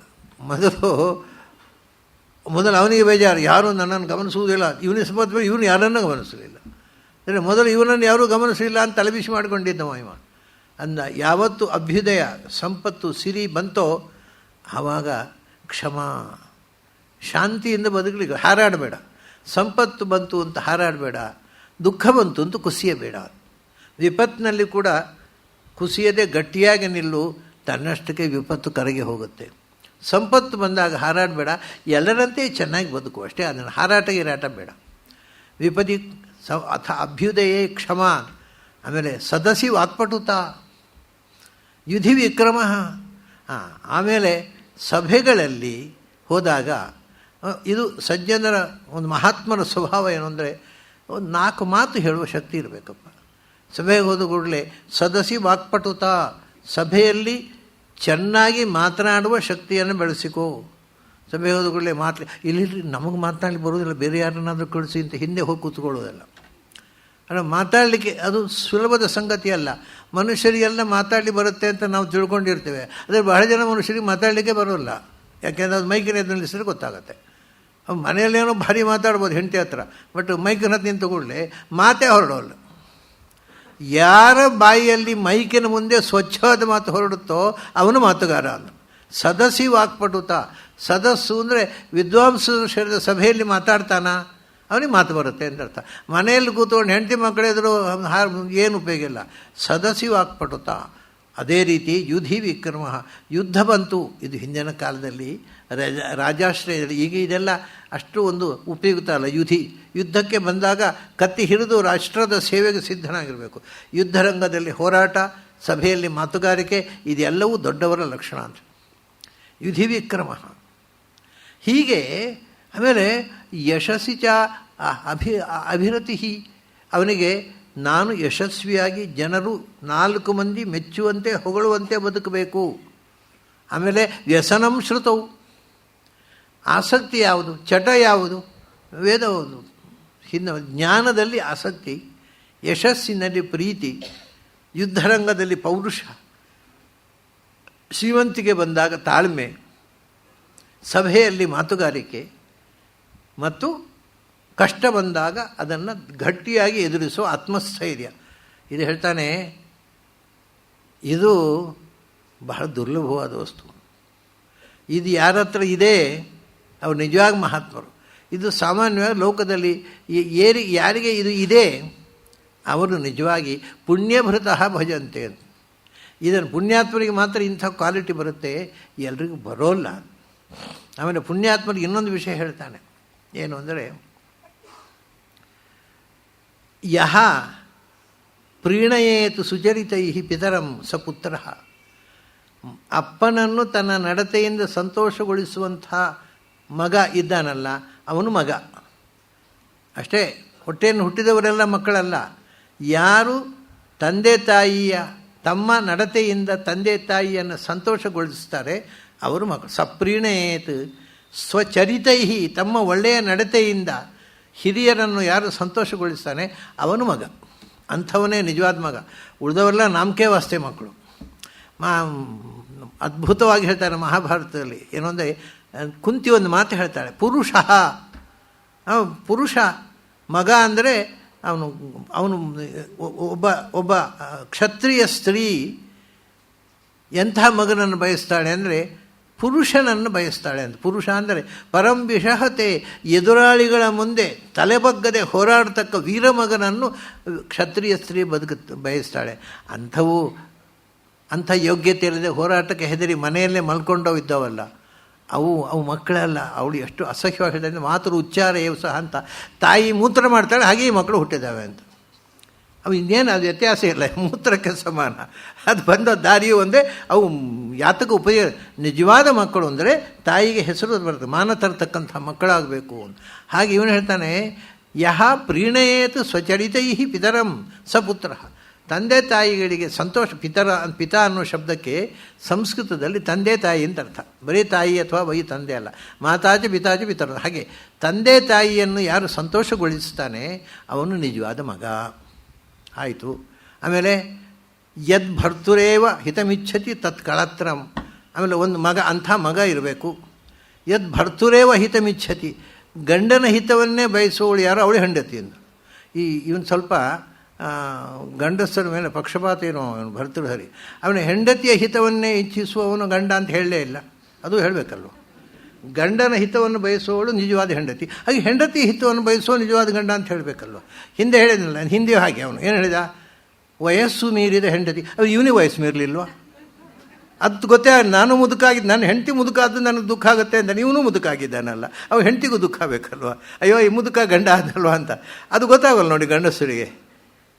ಅವನು ತನ್ನ ಹೆಂಡತಿಯನ್ನು ಮಾತ್ರ ತಿಳ್ಕೊಂಡು. ಹಾಗೆ ಇಲ್ಲಿ ಹೇಳ್ತಾನೆ, ಯಹ ಭರ್ತುರೇವ ಹಿತಮಿಚ್ಛತಿ ಯತ್ ಭರ್ತುರೇವ ಹಿತಮಿಚ್ಛತಿ ತತ್ ಕಳತ್ರಂ. ಯಾರು ಗಂಡನ ಹಿತವನ್ನು ಬಯಸ್ತಾಳೆ ಅವಳು ಹೆಂಡತಿ. ಇಲ್ಲಿ ಕಳತ್ರಂ ತಮಾಷೆಯನ್ನು ಸಂಸ್ಕೃತದಲ್ಲಿ ಹೆಂಡತಿಗೆ 3 ಲಿಂಗದಲ್ಲೂ ಶಬ್ದ ಇದೆ. ಪುಲ್ಲಿಂಗದಲ್ಲಿಯೂ ಹೆಂಡತಿ ವಾಚಕ ಶಬ್ದ ಇದೆ, ಸ್ತ್ರೀಲಿಂಗದಲ್ಲೂ ಇದೆ, ನಪುಂಸಲಿಂಗ. ಇದು ಕಳತ್ರಂ ಅಂತ ನಪುಂಸಲಿಂಗ ಶಬ್ದ. ಅದನ್ನು ಅಂದರೆ ಒಂದು ರೀತಿಯಿಂದ ಅವನು ನಪುಂಸಕಲಿಂಗವನ್ನು ಪ್ರಯೋಗ ಮಾಡಿದ್ದಾನೆ. ಅದನ್ನು ತಿರಸ್ಕಾರ. ಗಂಡನಿಗೆ ಹಿತವನ್ನು ಬಯಸದವಳು ಅವಳು ಹೆಣ್ಣೇ ಅಲ್ಲ ಅಂತ ನಪುಂಸಕಲಿಂಗ ಪ್ರಯೋಗ ಮಾಡಿದ್ದಾನೆ. ತತ್ ಕಳತ್ರಂ. ಆಮೇಲೆ ಈ ಥರ ಅವನು ಮನೆಯಲ್ಲಿ ಇರಬೇಕಾದಂಥ ವಾತಾವರಣ ಯಾವುದಿಲ್ಲ. ಇದು ಯಾರ ಮನೆಯಲ್ಲಿ ಇಂಥ ಪ್ರೀತಿಯ ಮೆಚ್ಚುಗೆ ಹೆಂಡತಿ ಇಲ್ಲವೋ, ಯಾರ ಮನೆಯಲ್ಲಿ ತನ್ನ ಪ್ರೀತಿಸೋ ಅಪ್ಪನಿಗೆ ಹಿತವಾದ ರೀತಿಯಲ್ಲಿ ನಡೆದುಕೊಳ್ತಕ್ಕಂಥ ಮಗ ಇಲ್ಲವೋ ಅಂಥವು ದುರ್ಭಾಗ್ಯಶಾಲಿಗಳು. ಯಾರಿಗೆ ಇದು ಇದೆಯೋ ಅವರೇ ಭಾಗ್ಯವಂತರು ಅಂತ ನಾವು ಹೀಗೆ ಹೇಳ್ತಾ ಇನ್ನೊಂದು ಕಡೆ ಹೇಳ್ತಾನೆ ಸಂಪತ್ಸು ಮಹತಾಂ ಚಿತ್ತಂ ಅದು ಏನಾಗುತ್ತೆ ಭವೇತ್ ಉತ್ಪಲ ಸನ್ನಿಪಂ. ದೊಡ್ಡವರ ಮನಸ್ಸು ಸಂಪತ್ತು ಬಂದಾಗ ಮೃದುವಾಗಿ ಬಿಡುತ್ತಂತೆ, ತಾವರೆ ಹೂವಿನಂತೆ, ನೈದಿಲೆ ಹೂವಿನಂತೆ. ಶ್ರೀಮಂತಿಗೆ ಬಂದಷ್ಟು ಅವರು ಮೃದುವಾಗ್ತಾರೆ, ಅಹಂಕಾರದಿಂದ ಬೀಗುವುದಿಲ್ಲ. ಹಾಗೆ ವಿಪತ್ಸು ಆಪತ್ತು ಬಂದಾಗ ಇಲ್ಲಿ ಹೇಳಿದಲ್ಲ ಆಪತ್ತನ್ನು ಎದುರಿಸುವುದು ಅಂತ. ವಿಪತ್ಸು ಏನು ಮಾಡ್ತಾರೆ, ವಿಪತ್ಸು ಚ ಮಹಾಶೈಲ ಶಿಲಾ, ಅದು ಅದು ಖಂಡ ಅದರಂತೆ ಕರ್ಕಶಂ, ಬೆಂಡೆಗಲ್ಲಿನಂತೆ ಗಟ್ಟಿಯಾಗ್ತಾರೆ. ವಿಪತ್ತಿನಲ್ಲಿ ಮಹಾಶೈಲ ಶಿಲಾ ಅಂದರೆ ಬೆಟ್ಟದಲ್ಲಿರ್ತಕ್ಕಂಥ ದೊಡ್ಡ ಹೆಬ್ಬಂಡೆ ಅಂತೆ ಎಂಥ ವಿಪತ್ತು ಬಂದರೂ ಅದನ್ನು ಗಟ್ಟಿಯಾಗಿ ನಿಂತು ಎದುರಿಸಿಬಿಡ್ತಾರಂತೆ. ಅದು ಅವ್ರ ಮುಂದೆ ಈ ಬಂಡೆಯನ್ನು ನೋಡಿ ಅದೇ ಹೆದರಿ ಕರಗಿ ಹೋಗುತ್ತೆ ಆ ವಿಪತ್ತು. ಆದ್ದರಿಂದ ಎಲ್ಲ ಸಜ್ಜನರು ವಿಪತ್ತು ಬಂದಾಗ ಬಂಡೆಯಂತೆ ಆಗ್ತಾರೆ, ಸಂಪತ್ತು ಬಂದಾಗ ಮೃದು ಆಗ್ತಾರೆ ಅಂತ. ಭೌಭೂತಿ ಇದನ್ನು ಹೇಳ್ತಾನೆ. ದೊಡ್ಡವರ ಮನಸ್ಸು ಹೇಗಿರುತ್ತೆ ಅಂದರೆ ವಜ್ರಾದಪಿ ಕಠೋರಾಣಿ ಮೃದೂನಿ ಕುಸುಮಾದಪಿ ಅಂತ. ನೋಡಿದರೆ ವಜ್ರಕ್ಕಿಂತ ಕಠೋರ, ಕೆಲವೊಮ್ಮೆ ಹೂವಿಗಿಂತ ಹಗುರ. ಅಂದರೆ ದೊಡ್ಡವರ ಮನಸ್ಸು ಹೇಗೆ ಅಂತ ಅಳಿಲಿಕ್ಕೆ ಆಗೋಲ್ಲಪ್ಪ, ಅದು ಯಾವಾಗ ಕಠೋರ ಆಗುತ್ತೆ ಯಾವಾಗ ಮೃದು ಆಗುತ್ತೆ ಗೊತ್ತಾಗೋಲ್ಲ ಅಂತ. ಹೀಗೆ ಹೇಳ್ತಾ ಒಂದು ಸುಂದರವಾದ ಶ್ಲೋಕದ ಜೊತೆಗೆ ಇವತ್ತು ಮುಕ್ತಾಯಕ್ಕೆ ಬರೋಣ. ಅವನು ಹೇಳ್ತಾನೆ, ತುಂಬ ಸುಡ್ತಾ ಇರತಕ್ಕಂಥ ಒಂದು ಕಬ್ಬಿಣ, ಬೆಂಕಿಯ ಉಂಡೆ, ಕಬ್ಬಿಣದ ಉಂಡೆ, ಅದು ಬೆಂಕಿ ಕೆಂಪಾಗಿ ಸುಡ್ತಾ ಇದೆ. ಅದು ಸ್ವಾಂತಸ್ಥಾಯಸಿ ಆಗ ಸಂಸ್ಥಿತಸ್ಯ ಪಯಸಃ ನಾಮಾಪಿ ನ ಶ್ರೂಯತೆ. ಬಹಳ ಅದ್ಭುತ. ಒಂದು ನೀರಿನ ಹನಿ ಹಾಕಿ, ಪಯಸಃ ಒಂದು ಹನಿ ನೀರು ಆ ಕೆಂಡಕ್ಕೆ, ಉರಿಯುವ ಬೆಂಕಿ ಧಗಧಗ ಉರಿಯುವ ಕೆಂಪಾದ ಆ ಕೆಂಡದ ಒಂದು ಕಬ್ಬಿಣದ ತುಂಡಿಗೆ ನೀರು ಹಾಕಿ ಏನಾಗುತ್ತೆ, ನೀರು ಹಿಂಗೆ ಹೋಗುತ್ತೆ, ಕಾಣಿಸೋದೇ ಇಲ್ಲ. ನಾಮಾಪಿ ನ ಶ್ರೂಯತೆ, ಅದು ಹೆಸರೇ ಇಲ್ಲ. ಅದೇ ನೀರನ್ನು ನೀವು ಕಮಲದ ಹೆಸರಿನ ಮೇಲೆ ಹಾಕಿ, ಮುಕ್ತಾಕಾರತಯ ತದೇವ ನಳಿನೀ ಪತ್ರಸ್ಥಿತಂ ದೃಶ್ಯತೆ. ಆಹಾ, ಅದು ನೀರಿನ ತಾವರೆ ಎಲೆ ಮೇಲೆ ಹಾಕಿಬಿಟ್ರೆ ಅದು ಹೆಂಗೆ ಮುತ್ತಿನ ಹಾಗೆ ಫಳ ಹೊಡೀತದೆ, ಮುತ್ತಿನ ಆಕಾರ ತಾಳುತ್ತೆ. ಆದರೆ ಅದ್ರ ಮುತ್ತಾಗಲಿಲ್ಲ. ಮೊದಲನೇದಲ್ಲಿ ಅದು ಸ್ವರೂಪವೇ ಕಳ್ಕೊಂಡಿತ್ತು, ಬೆಂಕಿಯಲ್ಲಿ ಬಿದ್ದಾಗ ಬೆಂಕಿಯ ಉಂಡೆಯಲ್ಲಿ. ಅದೇ ಕಮಲದ ಹೆಸರಿನಲ್ಲಿ ಹಾಕಿ ಮುತ್ತಿನ ಆಕಾರ ಆಯಿತು. ಆಮೇಲೆ ಅಂತಃಸಾಗರ ಶುಕ್ತಿ ಮಧ್ಯಪತಿತ್ತಂ ತನ್ನ ಮೌಕ್ತಿಕಂ ಜಾಯತೆ. ಆದರೆ ಆಶ್ಚರ್ಯ ಏನು ಅಂದರೆ ಸಮುದ್ರದ ಮಧ್ಯದಲ್ಲಿ ಚಿಪ್ಪಿನಲ್ಲಿ ಸೇರಿಕೊಂಡ ಮುತ್ತು, ಅದು ನೀರು, ಅದು ಮುತ್ತೇ ಆಗಿಬಿಡುತ್ತೆ. ಸೊ ಒಂದು ಹೆಸರೇ ಇಲ್ಲದಂತೆ ಹೋಯಿತು, ಮತ್ತೊಂದು ಮುತ್ತಿನ ಆಕಾರದಾಯಿತು. ಮೂರನೇ ಸ್ಟೇಜ್ನಲ್ಲಿ ಅದು ಮುತ್ತೇ ಆಗಿ ಹೋಯಿತು. ತನ್ನ ಮೌಕ್ತಿಕಂ ಜಾಯತೆ. ಇದು ದೃಷ್ಟಾಂತ ಅಂತ ನೋಡು. ಏನು ಅಂದರೆ ಈ ಜಗತ್ತಿನಲ್ಲಿ ಯಾರು ಉತ್ತಮ, ಅಧಮ, ಮಧ್ಯಮ. ಉತ್ತಮರನ್ನು ಸೇವನೆ ಮಾಡಿದರೆ ಅವನು ಮುತ್ತಾಗುತ್ತೆ, ಮಧ್ಯಮರ ಸೇವನೆ ಮಾಡಿದರೆ ಮುತ್ತಿನ ಹಾಗೆ ಆಯಿತು, ಅಧಮರ ಸೇವನೆ ಮಾಡಿದ್ರೆ ನಿರ್ನಾಶವಾಗಿ ಹೋಯಿತು. ಸೊ ಈ ಮೂರು ಹಂತದಲ್ಲಿ ಜಗತ್ತಿನಲ್ಲಿ ನಾವು ಅಧಮರನ್ನು, ಉತ್ತಮರನ್ನು, ಮಧ್ಯಮರನ್ನು ಸೇವೆ ಮಾಡಿದರೆ ನಮ್ಮ ಗತಿ ಏನಾಗುತ್ತೆ ಅನ್ನೋದಕ್ಕೆ ಇದೊಂದು ಶ್ರೇಷ್ಠವಾದ ದೃಷ್ಟಾಂತ. ಈ ದೃಷ್ಟಾಂತದಿಂದ ನಾವು ತಿಳ್ಕೋಬಹುದು ಅಂತ. ಹೀಗೆ ಅನೇಕ ಸುಭಾಷಿತಗಳಲ್ಲಿ ಅವನು ಕೊಡ್ತಕ್ಕಂಥ ದೃಷ್ಟಾಂತಗಳು ತುಂಬ ರೋಚಕವಾಗಿರುತ್ತೆ. ಎಷ್ಟೋ ವಿಷಯಗಳು ನಮಗೆ ಗೊತ್ತಿರುತ್ತೆ, ಆದರೆ ಅವನೊಂದು ದೃಷ್ಟಾಂತ ಕೊಟ್ಟು ಅದು ನಮ್ಮ ಮನವರಿಕೆ ಆಗೋ ಹಾಗೆ ಮಾಡ್ತಾನೆ. ಇಂಥ ಒಂದು ನೀತಿ ಸಂಹಿತೆಯ ಮುಂದೆ ಅವನೇನು ಹೇಳ್ತಾನೆ ಅನ್ನೋದನ್ನು ನಾವು ನಾಳೆ ದಿವಸ ಸೇರಿದಾಗ ನೋಡೋಣ. ಅಲ್ಲಿ ತನಕ ನಿಮಗೆಲ್ಲ ಅಭಿನಂದನೆಗಳು ಮತ್ತು ಅಭಿವಂದನೆಗಳು.